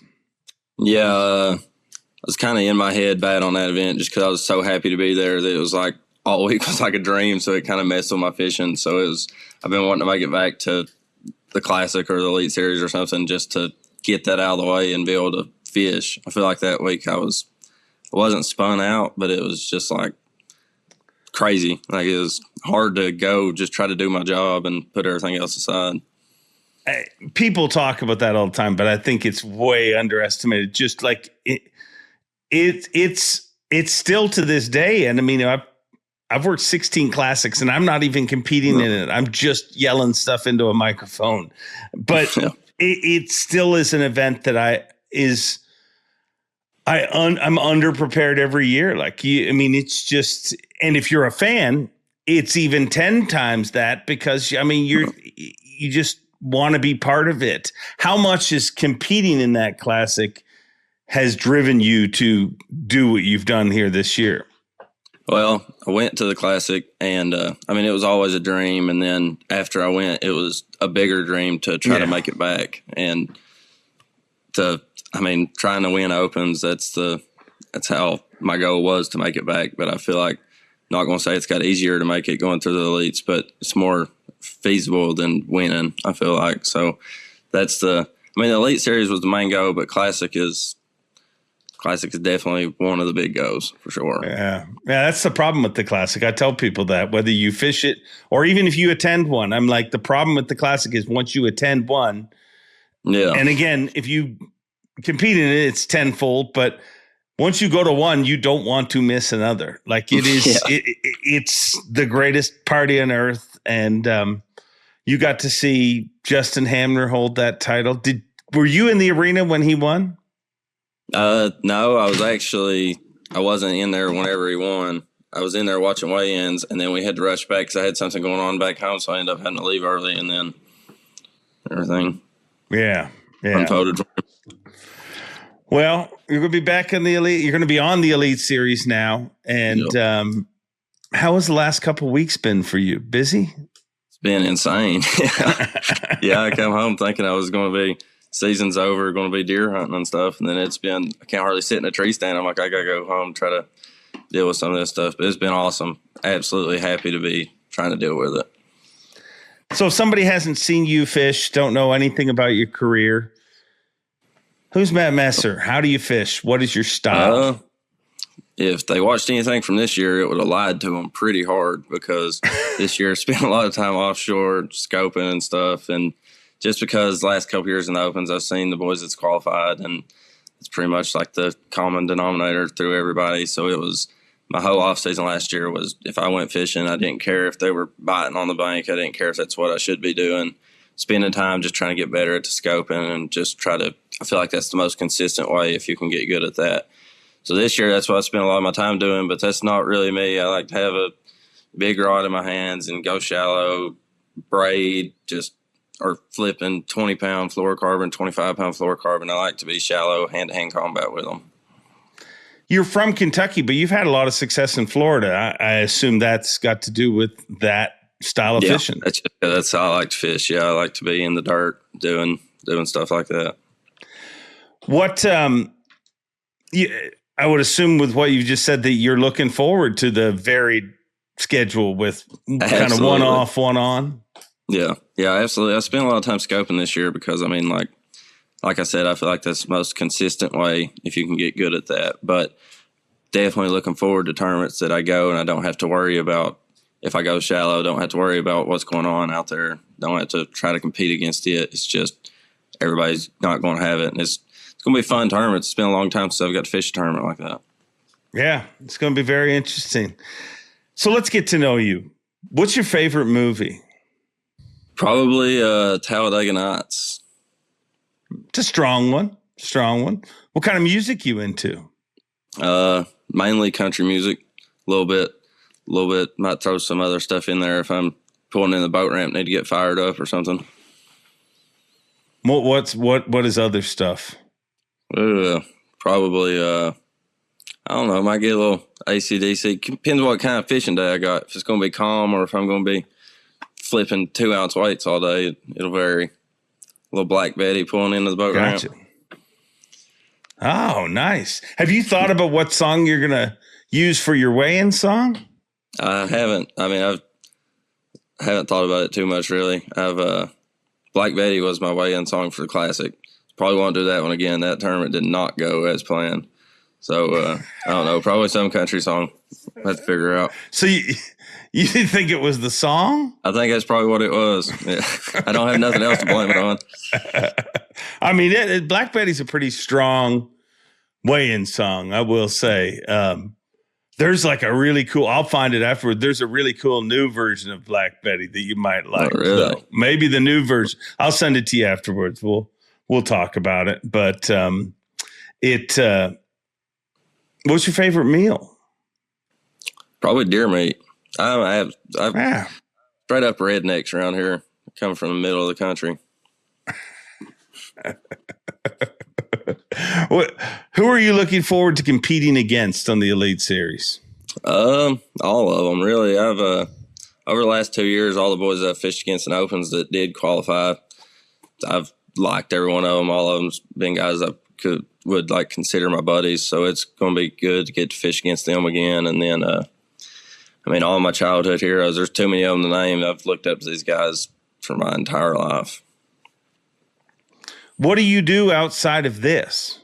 Whenever I'm back home, I've got a power washing company, like soft washing, Mercer's exterior cleaning. And then whenever I'm not doing that and not fishing local tournaments back home, I'm pretty much in the woods, deer hunting or turkey hunting, squirrel hunting, whatever time of year it is. Yeah, straight up redneck. Yeah, absolutely. I'm proud of it by the sounds of things. Yeah, for sure. Yeah. Well, you'll be comfortable on the Elite Series, trust me. What moment or what's your goal for your rookie season on the Elites? Just to get in and compete, get comfortable with everything going on, get comfortable with the new format, and just try to catch as many bass as I can. It's a good goal. It's Thanksgiving this week. What are you thankful for? Thankful for all my family, all my friends, all my sponsors. Thankful for my love of bass fishing. That's wish everybody had something that fueled them like bass fishing does me. It's been a dream that's pretty much fueled my life since I'm going to say probably 7th or 8th grade. So that's very thankful for that. Well, we're thankful to have you on the Elite Series, and I can't wait to watch it go down for you. Yep, thankful to be here. Caleb Hudson, just a few weeks ago, you were a guy fishing the Bassmaster Opens. Now you are a Bassmaster Classic qualifier, yes, a Bassmaster Open winner, and a Bassmaster Elite Series qualifier. It's been a pretty good few weeks. Yep. Yes, sir. Yeah, it's been crazy. I mean, life is up and down, and recently it's been going way up. It's been a whole season, but towards the end of the EQs, I don't know if I'm picking phenomenal. this up, if it's just me, but it sounds like every once in a while you turn into an alien. It let's keep talking and see if it doesn't continue, but we might have to make some technical changes. Right. Have you got pretty decent Wi-Fi there? All right. Okay, yeah, no, it sounds okay. Yes, sir. It's just every once in a It while should it's be, like at least. slowed down. Like, you know when someone gets knocked out in a movie and they go, "Mm." It's kind of what it sounds like, but just for a split second. All right. Well, if it keeps going, I can turn off the Wi-Fi and try to get it without it. I'm at my shop right now, but I did one with Matt last week, and it didn't have any issues in it, so it could just be the weird. It's Wi-Fi at the moment. It's kind of maybe going to be your thing, I think. Every once in a while, there's a demon in you, and it is a bass fishing demon. And you're on the Elite Series. Yep. I watched the show you did with Panger. I thought it was a good show. All Panger shows are great. But one of the things that you kind of were open about is this was not really a plan, but it kind of was.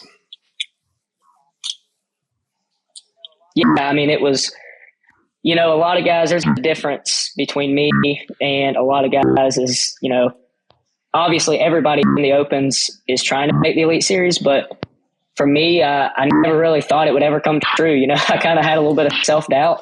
And then towards the end, I was like, oh my gosh, I do have a chance. But yeah, I mean, it was it's a little bit different for me, but I'm still here now. It's kind of still crazy. I don't think it's fully set in yet. You are a very humble dude, especially from that interview. But you make some freaking pretty advanced decisions. Like some of the stuff you did on the water, I know you want to play the oh shucks, but I think you got a little bit of an incredible mind. Thank you. I mean, I don't know. I mean, I guess we'll see later on in my career, but I don't know if it's humble or self-doubt again. I mean, I kind of just I do know I have the good ability to make adjustments on the water, but there's a lot of luck that goes into it, and I think I'm just extremely lucky. Your whole life? Like, were you lucky in other stuff? Like, do you win bingo? No, gambling is not my thing. I'm not very lucky with that. It's pretty much just fishing. But no, I mean, I've been, my entire life, I've been one out of a lot of things. And I honestly thought that's what it was going to be last week. I thought I was going to be one out again, either one out of the Classic or one out of the Elite Series. And it worked out. I finished on top in both ways. So I got exactly what I wanted there. But I think that's part of why I might be so patient is I can name countless events where I've been, one out of this, one out of this. I mean, just last month, I mean, I was the local trail we have here. I really wanted to make the team championship this year, the Bassmaster team championship. The way we make it to our local trail is you got to either win the championship or you got to be top 2 in points. I finished second in the championship and third in points. So I finished one out twice there. So I've been one out of a lot of things in my life. And finally, I guess I was due for something. All right, we've exercised the demon. We believe. Let's hope it doesn't come back. We've reconnected, and we'll continue this conversation. It won't be awkward whatsoever. Do you think that belief of you being one out, do you think that fuels you as a competitor? Definitely. Yeah.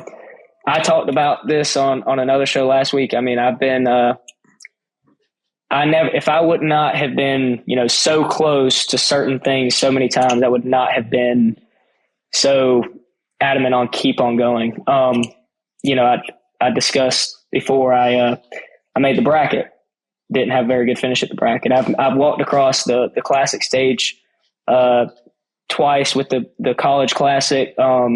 There finished second one year. I finished second at a college event, finished second at countless events. I mean, I've never had the opportunity to hold up a big check, hold up a big trophy really. And, other than a couple times. And, recently it's just been kind of coming together for me. And, that's not going to slow me down now. Success, just because things are finally starting to look my way, I'm not going to let up. But yeah, definitely, always being so close has fueled me to get this far.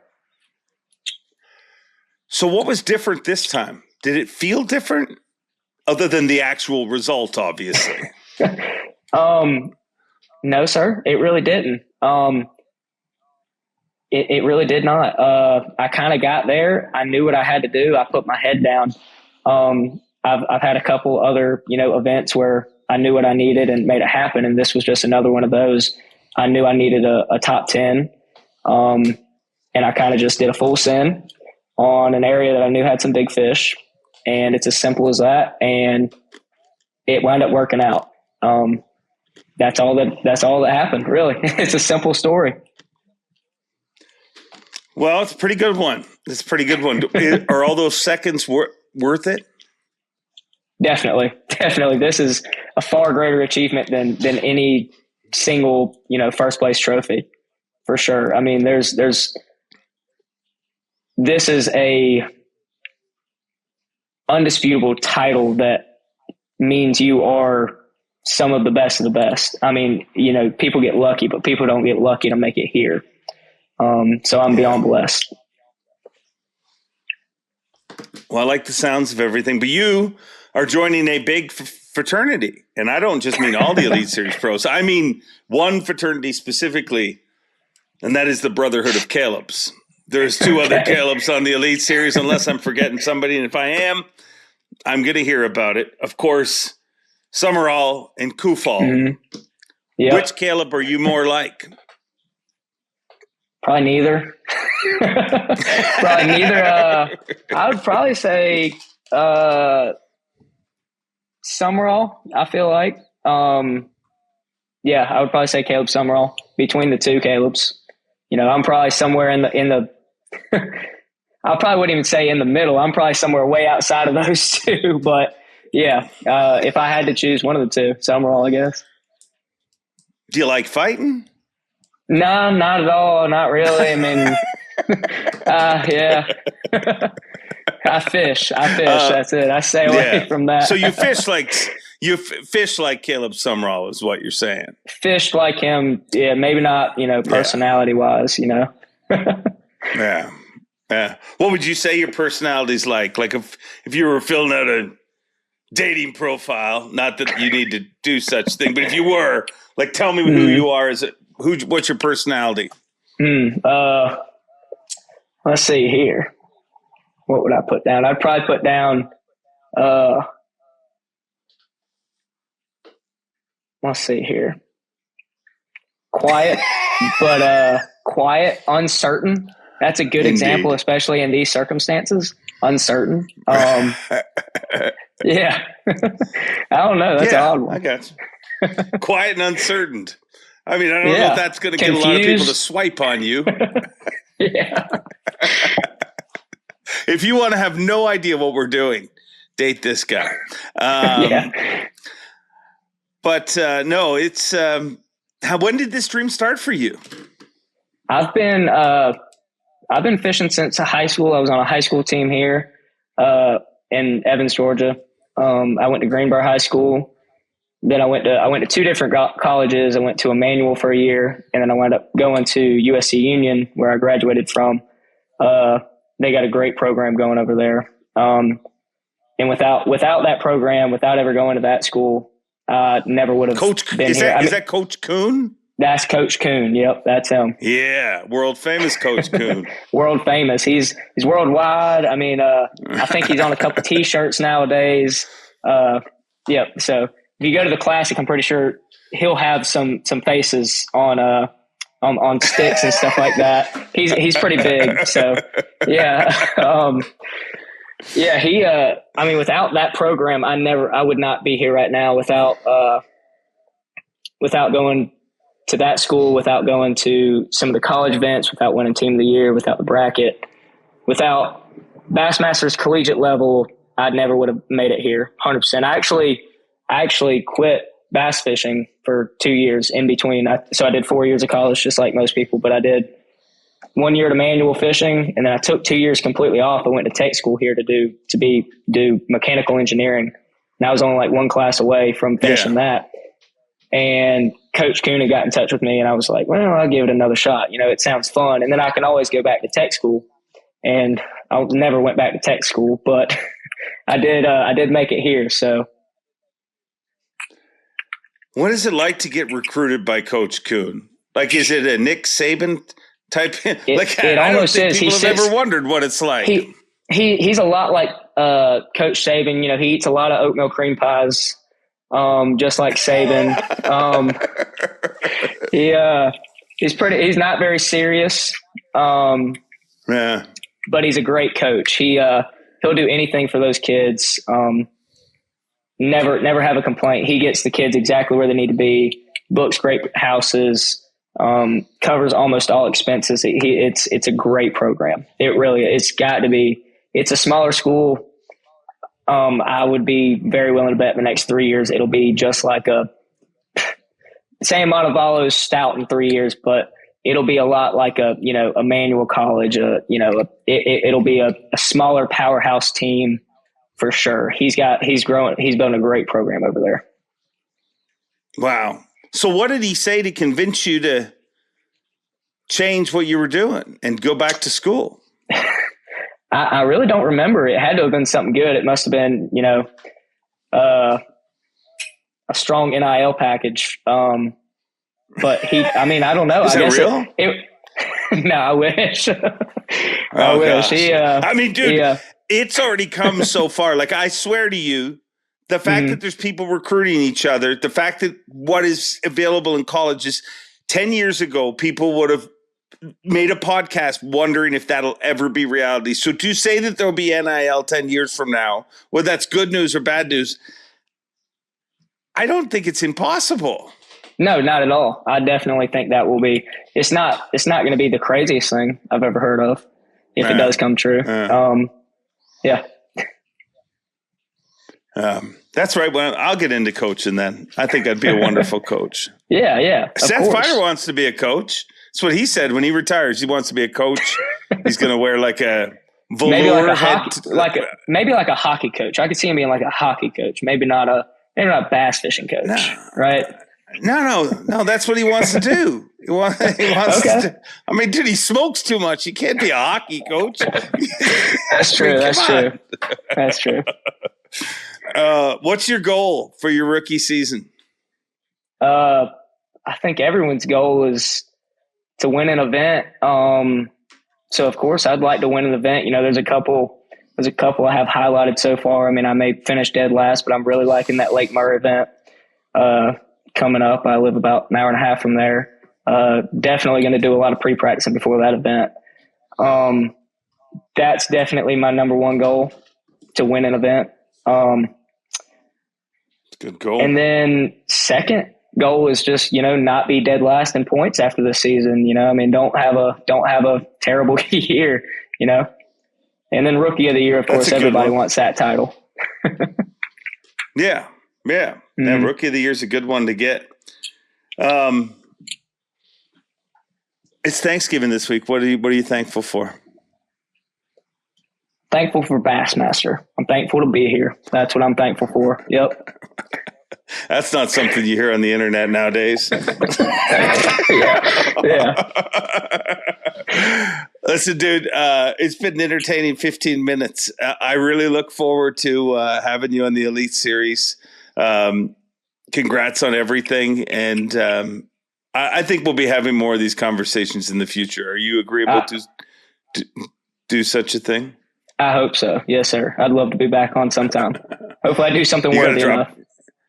You got to drop the sir. I mean, I know I'm gray and grizzled, but I feel like I'm not sir. I'm mature. Like mentally, I'm more of a bro. Maybe an unk. Yeah. An unk. Yeah. Thank you. Yes, sir. Thank you. Have a good one. All right. This sounds different, and I don't mean this at all as an insult. But finally, Tristan McCormick has made the freaking Bassmaster Elite Series.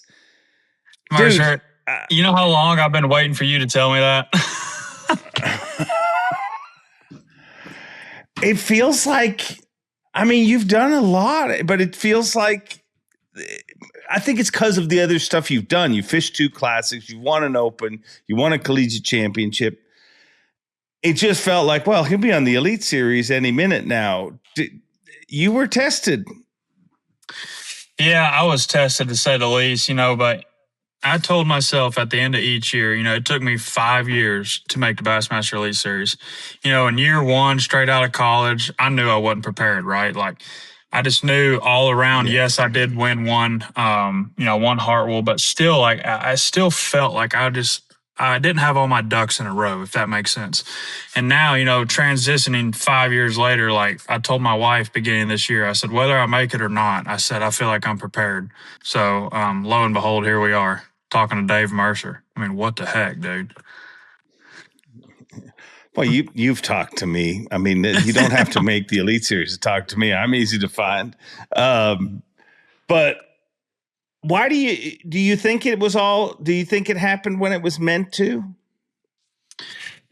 Yeah, I truly do. And I'm a big believer in, like, when it's your time, it's your time. You can't do nothing wrong. And looking at Okeechobee and how I caught him and the weight I caught, like that don't happen on Okeechobee. You don't finish that high on Okeechobee by catching that, those size bass. So like after day one, like, I had 15 pounds and I was like, at least I'll be in the top 30. I'll have a chance, catch a big bag day two and maybe make it. But heck, dude, I'm in freaking 5th place. I'm like, what is going on?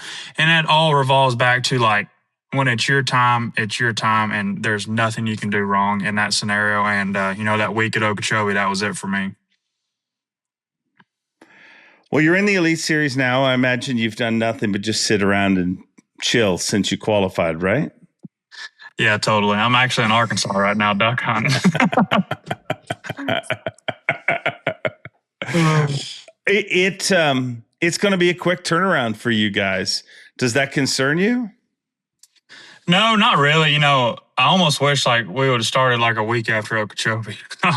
But, that's just me. Like, and you know how it is, Dave. Like, you get in a groove, all your stuff starts clicking, all your ducks are in a row, and, you just want to go to the next event because, you're fishing good, you're fishing clean. And, but now, I'm in between boats.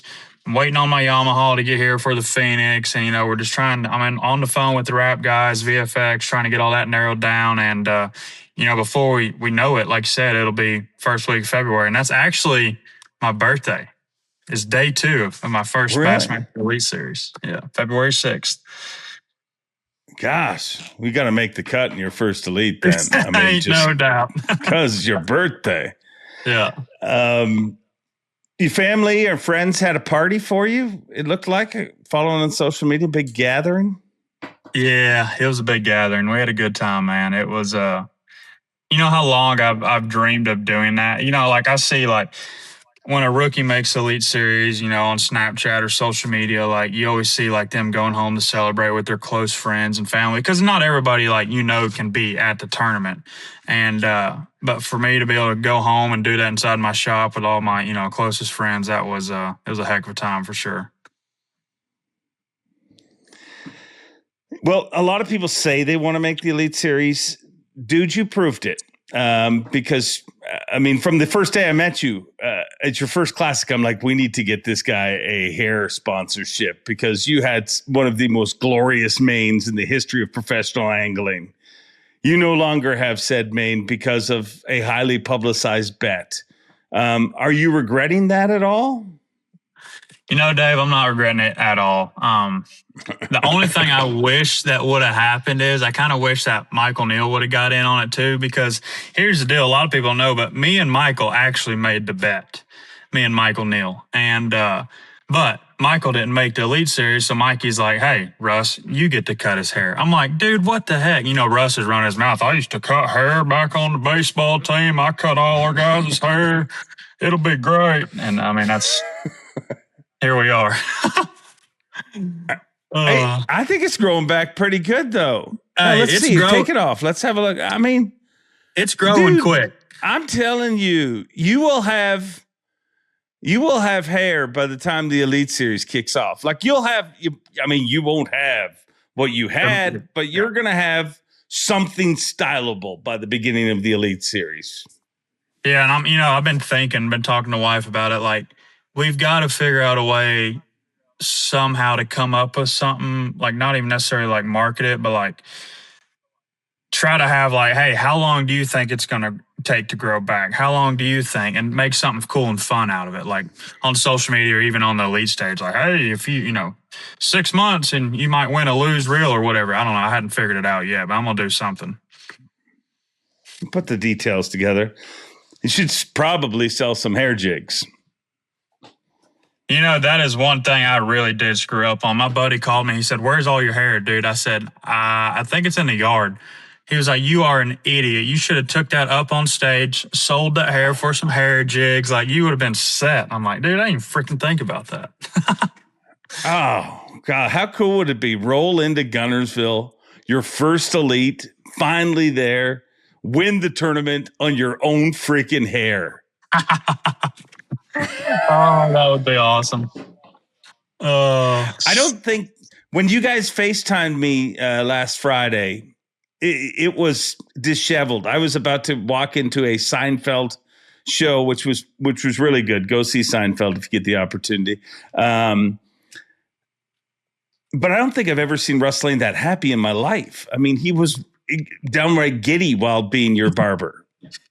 Yeah, that was he was definitely that, to say the least. You know, he kept saying, "This hurts me more than it hurts you, trust me."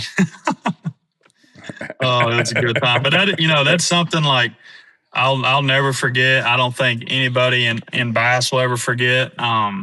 It's pretty cool. It's just hair. It'll grow back. But this is the first time I've ever been bald. 100%. Yeah, right. It ain't easy. It takes a special man to pull it off. No doubt. We got two of them on here. Yeah, one of them's by choice, though. The other, nature decided. Oh, that's funny. You guys had one of the coolest things, you know, not being at the EQs this year, being a little different, not going with all 9, having the 3 events at the end was very different. But one of the coolest things they did was that champagne celebration. What was that like to be part of?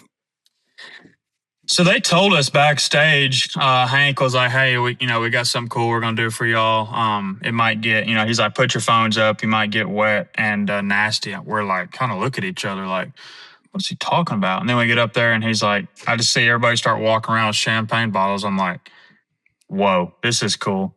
And poor Fisher, man, only being 19, got his grape juice, and we all soaked him into champagne. Like, but no, that was honestly like the most memorable thing of the whole week. Besides my family being there, but like to actually like be able to do that like with those 10 or 9 guys, man, that was cool. That was something special for sure.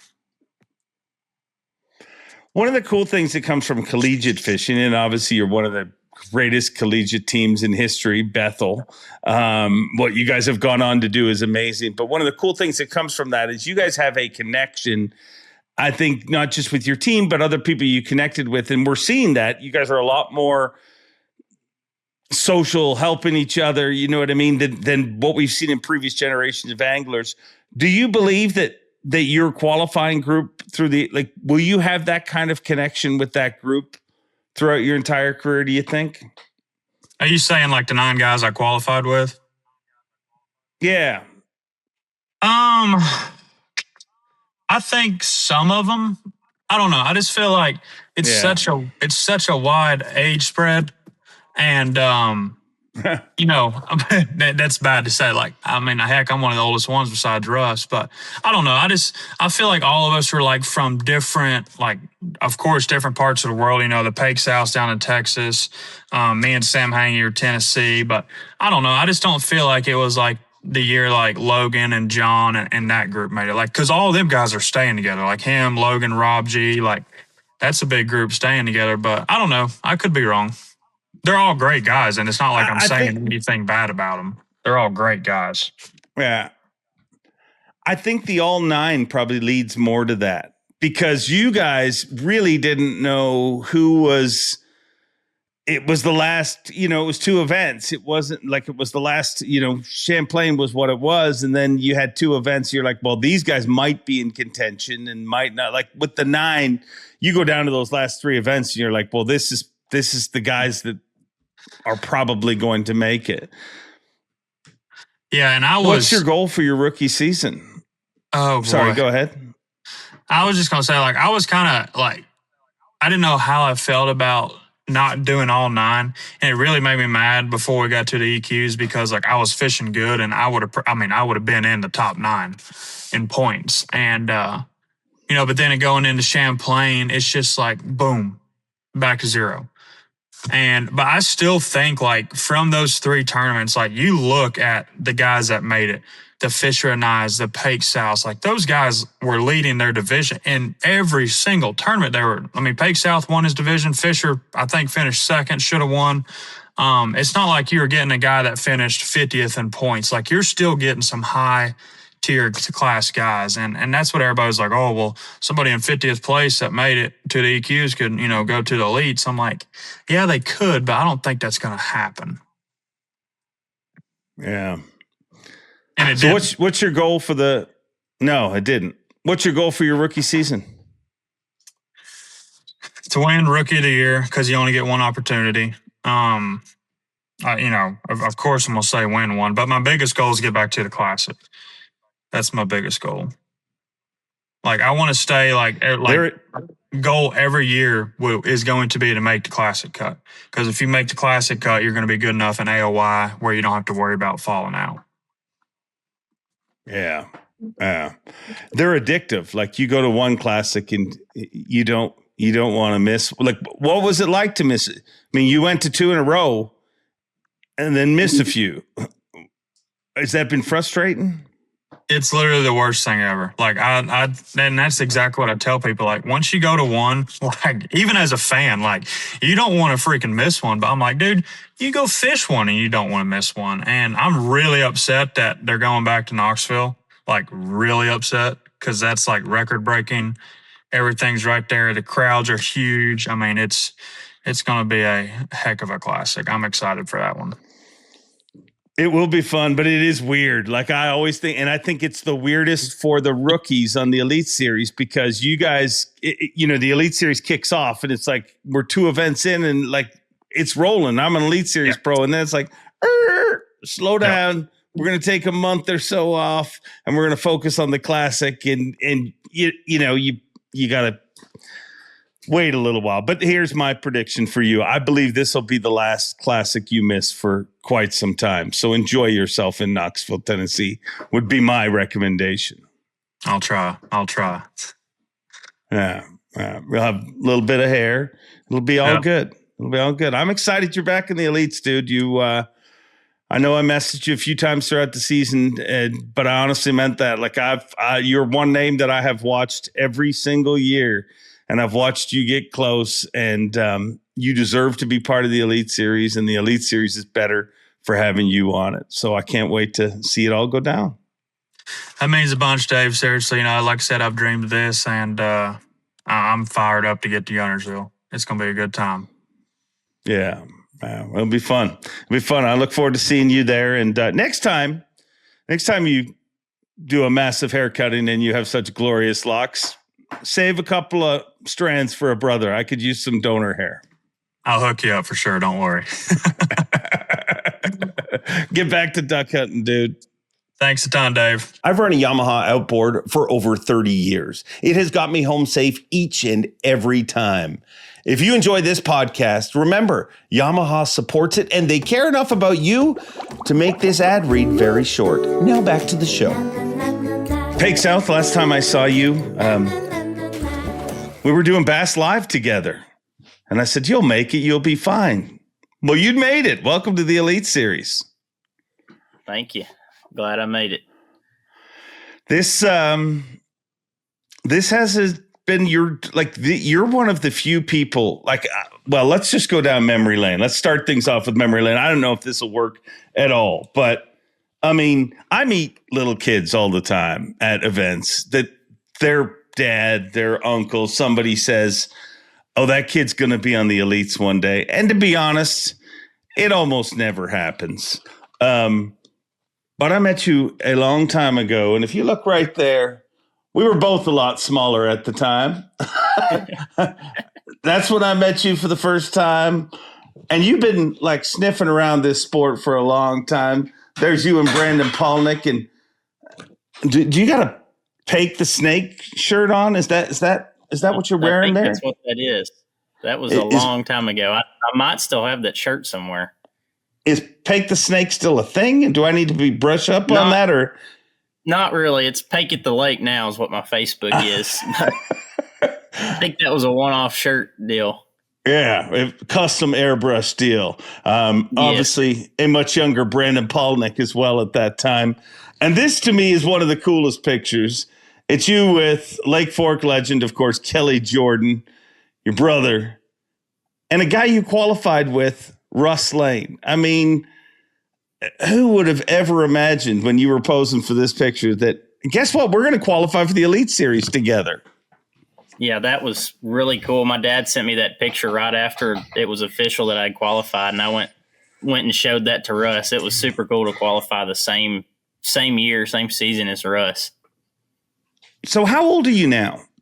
I'm 21 now. You didn't do the college thing, graduated from high school and went and became a guide. Yes, sir. As soon as I graduated high school, like a week after I graduated, I did my first guide trip and just guided and fished a whole bunch of tournaments around here. And then this year I hopped in the opens. Well, it worked out pretty good for you.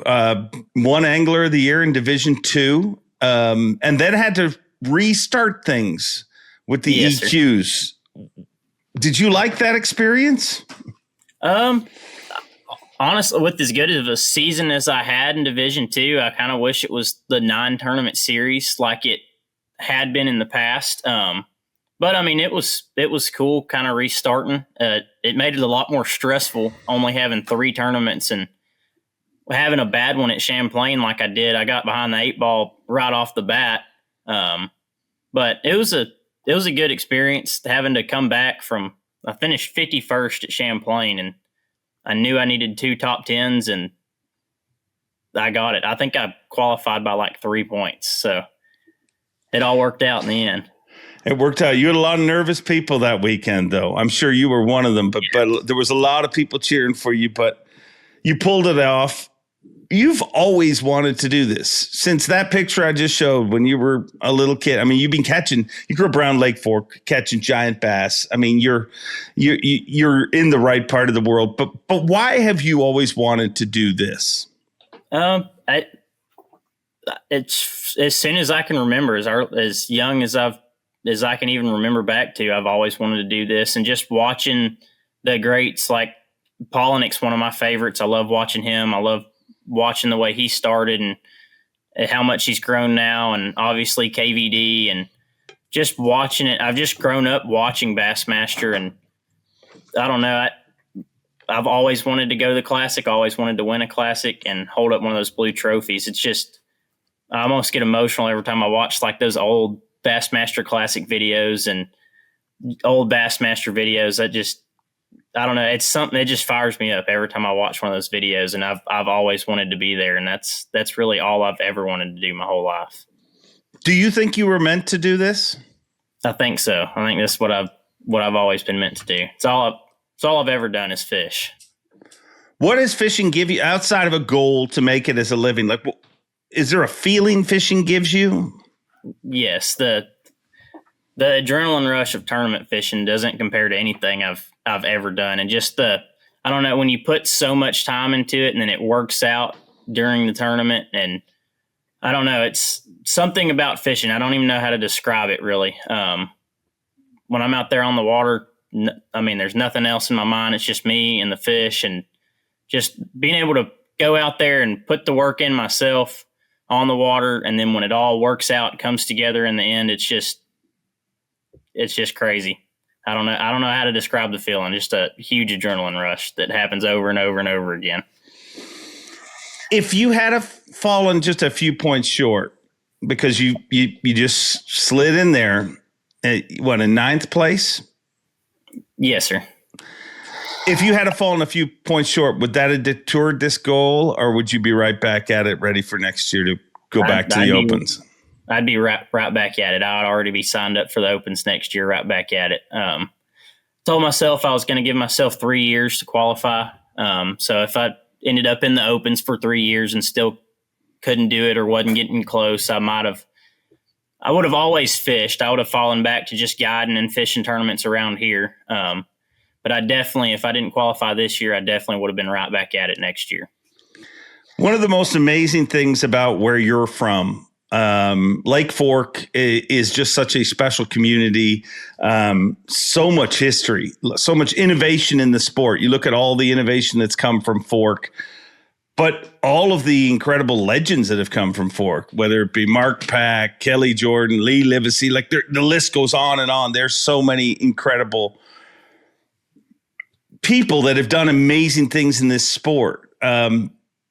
Does that make you proud? Does that make you nervous? I mean, you're throwing your hat in the ring to try and join that group.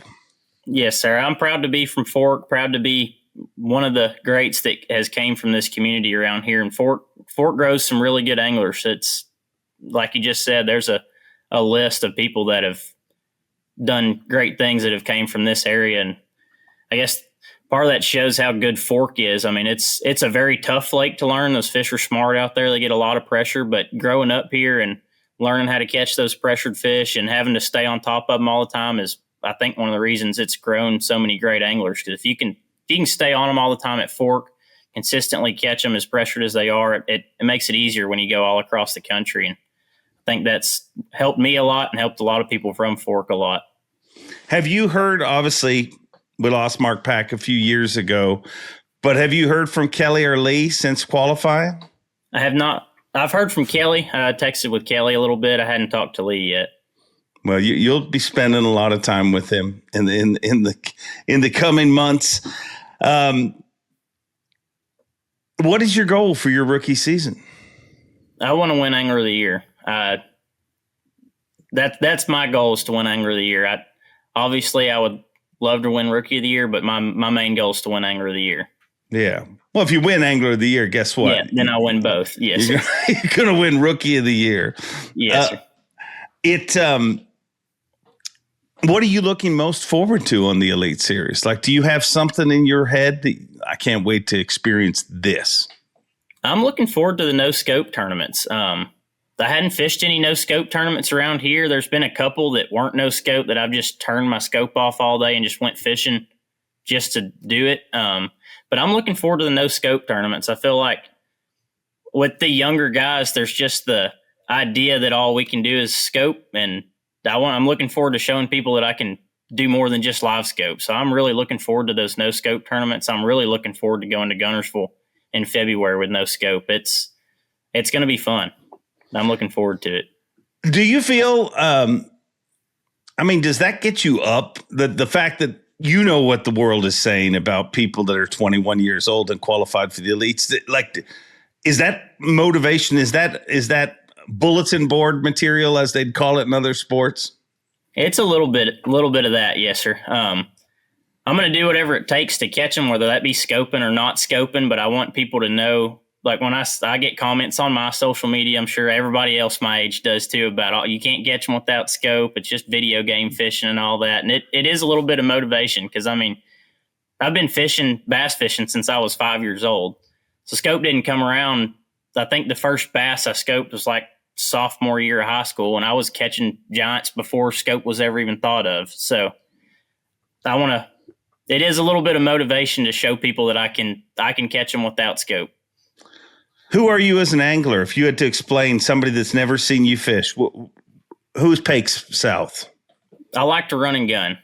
There's very few tournaments where I just stick in one area and stay there all day. I did in Florida. I stayed in one section of the lake all day, but most of my tournaments all year, I end up running around all over the place. I like to run as many spots as I can and make as many casts as I can in a day. I don't like to picking up a Cinco and slowing down just drives me. I don't know if it's the ADHD or what, but it drives me nuts. Like, I gotta keep moving and keep covering water. Well, speaking of things moving, it seems ironic that, we seem to be on Fork every single year, except for the year that you qualified. Is that frustrating? It's a little frustrating. I want to get out there. I've never got to fish a tournament on Fork where I actually get to keep 5 big ones. It's always like I'll fish Tuesday nighters and stuff out there, and you can win with 8.5 pounds on 5 fish because you got to keep the unders. So I'm looking forward to eventually finally getting to fish a tournament on Fork where I can go bust a big bag and weigh in what would typically be slot fish for normal tournaments, but during a Bassmaster tournament, you can weigh them in, and I'm looking forward to that. It is a little frustrating. I don't get to do it the first season on the Elites, but I'm looking forward to hopefully going back to Fork and fishing a Bassmaster tournament. Well, I don't make the schedule, but I'm pretty sure we'll be back there before too long. It's pretty tough to miss out on Fork 2 years in a row. It's Thanksgiving this week. What are you thankful for? Man, I'm thankful for all the sponsors and everybody that helped me get to where I'm at. Ricky with Shepherd Guard Service is one of my customers that really is the reason that I even got to fish the opens this year. Them and Santone Lures are like, if it wasn't for them, I would probably be a few years behind where I'm at now. I wouldn't have been able to afford to fish the opens. Them and just my parents. My mom and dad have raised me to do this. That's always what I've wanted to do, and they've been nothing but 100% supportive the whole time. Taking me, like that picture with you and Nick and Russ Lane, they've always taken me to like the Bassmaster events and the classics whenever they're close, and I'm extremely thankful for them and the amount of time and effort that they've put into getting me here where I'm at. Well, it's been awesome to see, and there's nothing better for a parent to experience than watch their kid live out their dreams. And I can't wait to see them watch you live out your dreams. And I can't wait to watch it unfold myself. Welcome to the Elite Series. I'll see you in a few months. Awesome. Well, part of the reason that we do this show is just so I don't screw up your name on stage, but we've gone through a lesson. It is Brock Reinkemeyer, and you are a Bassmaster Elite Series qualifier. How does that sound? Not too shabby. Where are the Reinkenmeyers from? What heritage is that name? It's German. That's what I thought. Yeah. So took me till about high school to figure out how to spell it. It's not an easy one. No. I don't think I'll be learning how to spell it anytime soon. I'll be happy if I say it right, but I'm nailing it so far. How long have you been dreaming of being in the Elite Series? Quite a while. I mean, to fish professionally, probably since I would say 12 or 13. And how old are you now? I am 33. So you're one of the veterans of the qualifiers. Like, you're one of the old boys. Yeah, I got gray hair. You qualified in 10th position. And was that a shock to you? I mean, I noticed you weren't in any of the victory pictures. Did you think it was done and roll on out of town, or did you have other plans? I definitely thought it was over. I mean, when you bring in 4 fish, that's usually not a good sign. Yeah. So I rolled out. I mean, I didn't want to have the heartbreak at weigh-in of me not making it and staying a whole extra day just to say, yep, you didn't make it. And I'm like, yeah, awesome. How did you find out? My buddy called me, actually, so I didn't watch any of the live or any of the weigh-in. I was like, I'm just going to wait until about 5 o'clock and look on there. And my buddy called me, and the guys that I needed to not finish higher than what they did, they already weighed in, and my buddy called me, Joe Weberg, and he said, dude, you made it. I'm like, no way. I'm like, I need confirmation. So, and then finally Hank called me and said, I was like, did I make it? And he's like, yeah, why aren't you here? I'm like, because I'm an idiot. Well, you missed some champagne spraying, but right. How did you celebrate all by yourself? In the car crying. Really? You cried? You cried? I let out a couple of tears, I would say, yeah. I mean, I had a 21-hour drive home, so I was doing a lot of driving. Yeah. I always say to people, for a guy that's got a front row seat, that like the tears you see on stage, when someone wins, when someone qualifies, any of these, it's not so much even the moment. It's just everything you've overcome to get there. It's all the flat tires on the side of the road, all of the people that said, hey, Brock, you're never going to do this. Lose this dream. Did you have any people say that to you on the way up? I mean, a little bit. There was definitely some people that are like, what are you thinking? I'm like, that's all I know is fishing. So I'm just going to keep fishing until something happens. I mean, locally, we've been pretty good. So I've been just all in fishing and doing whatever it takes to just go fishing a lot. So what do you have a day job?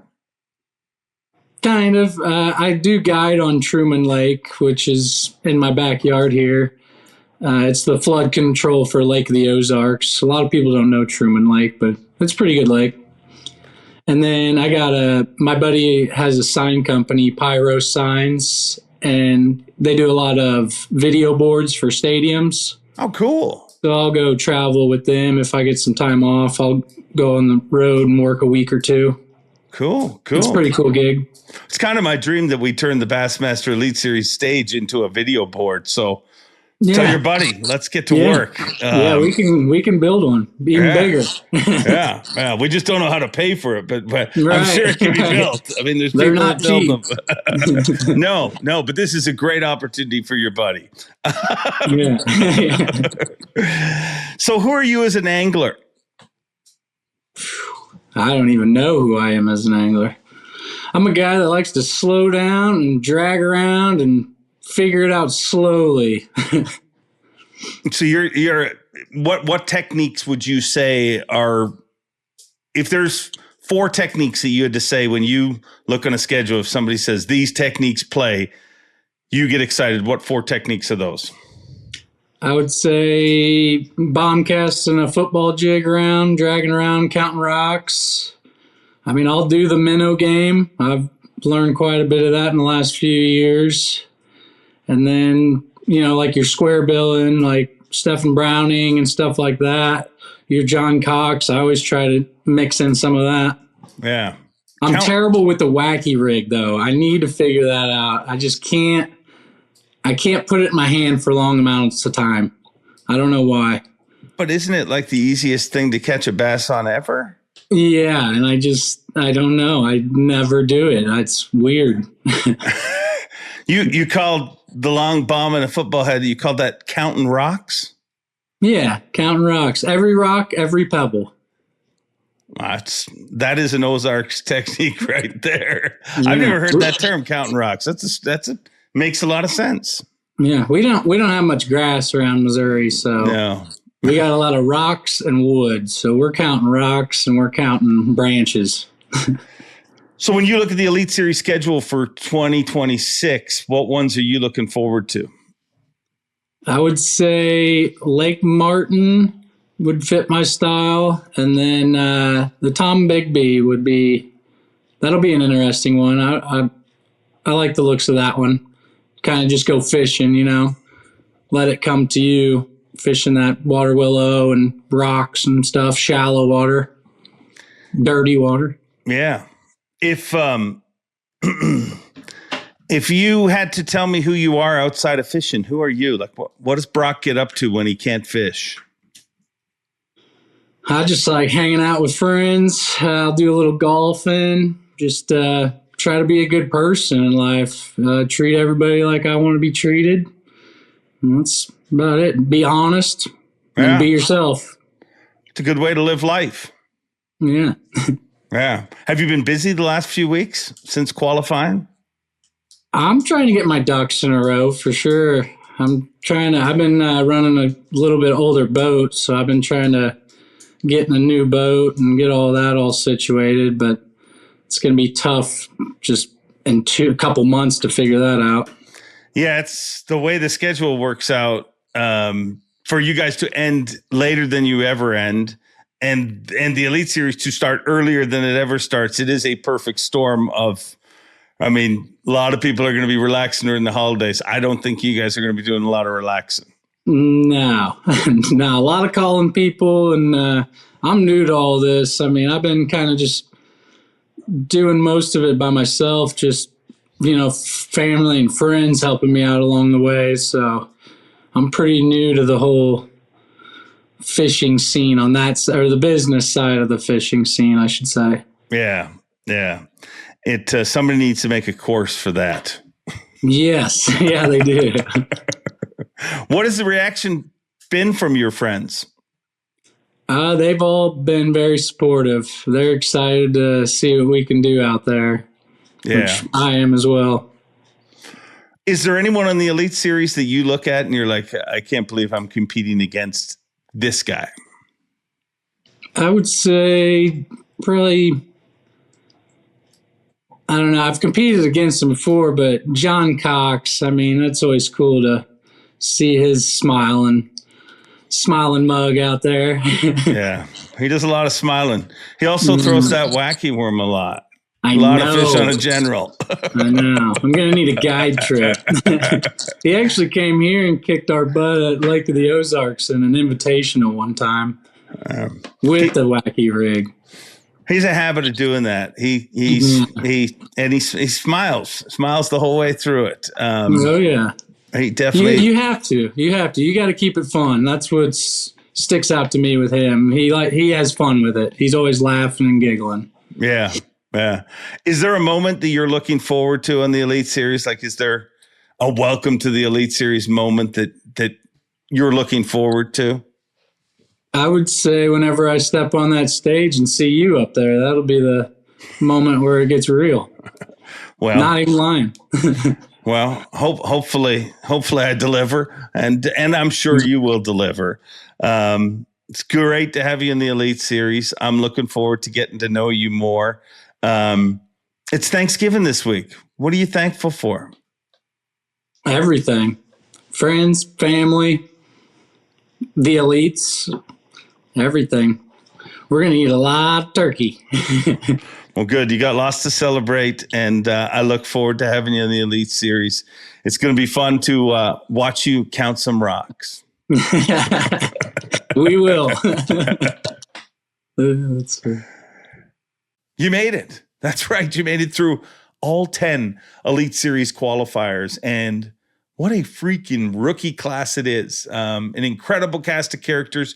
You never know what the rookie class is going to seem like, but from that little small sample size, I'd say we've got an incredible group of anglers. Obviously, they're all great anglers. That's why they qualified, but some great characters in the group, and I can't wait to get to know them more and re-know some of them. Obviously, Russ Lane's been on the Elite Series before, so it's always great to have him back. So many great stories, just a great group of anglers, and it reminds me of all the goodness that is in the fishing world.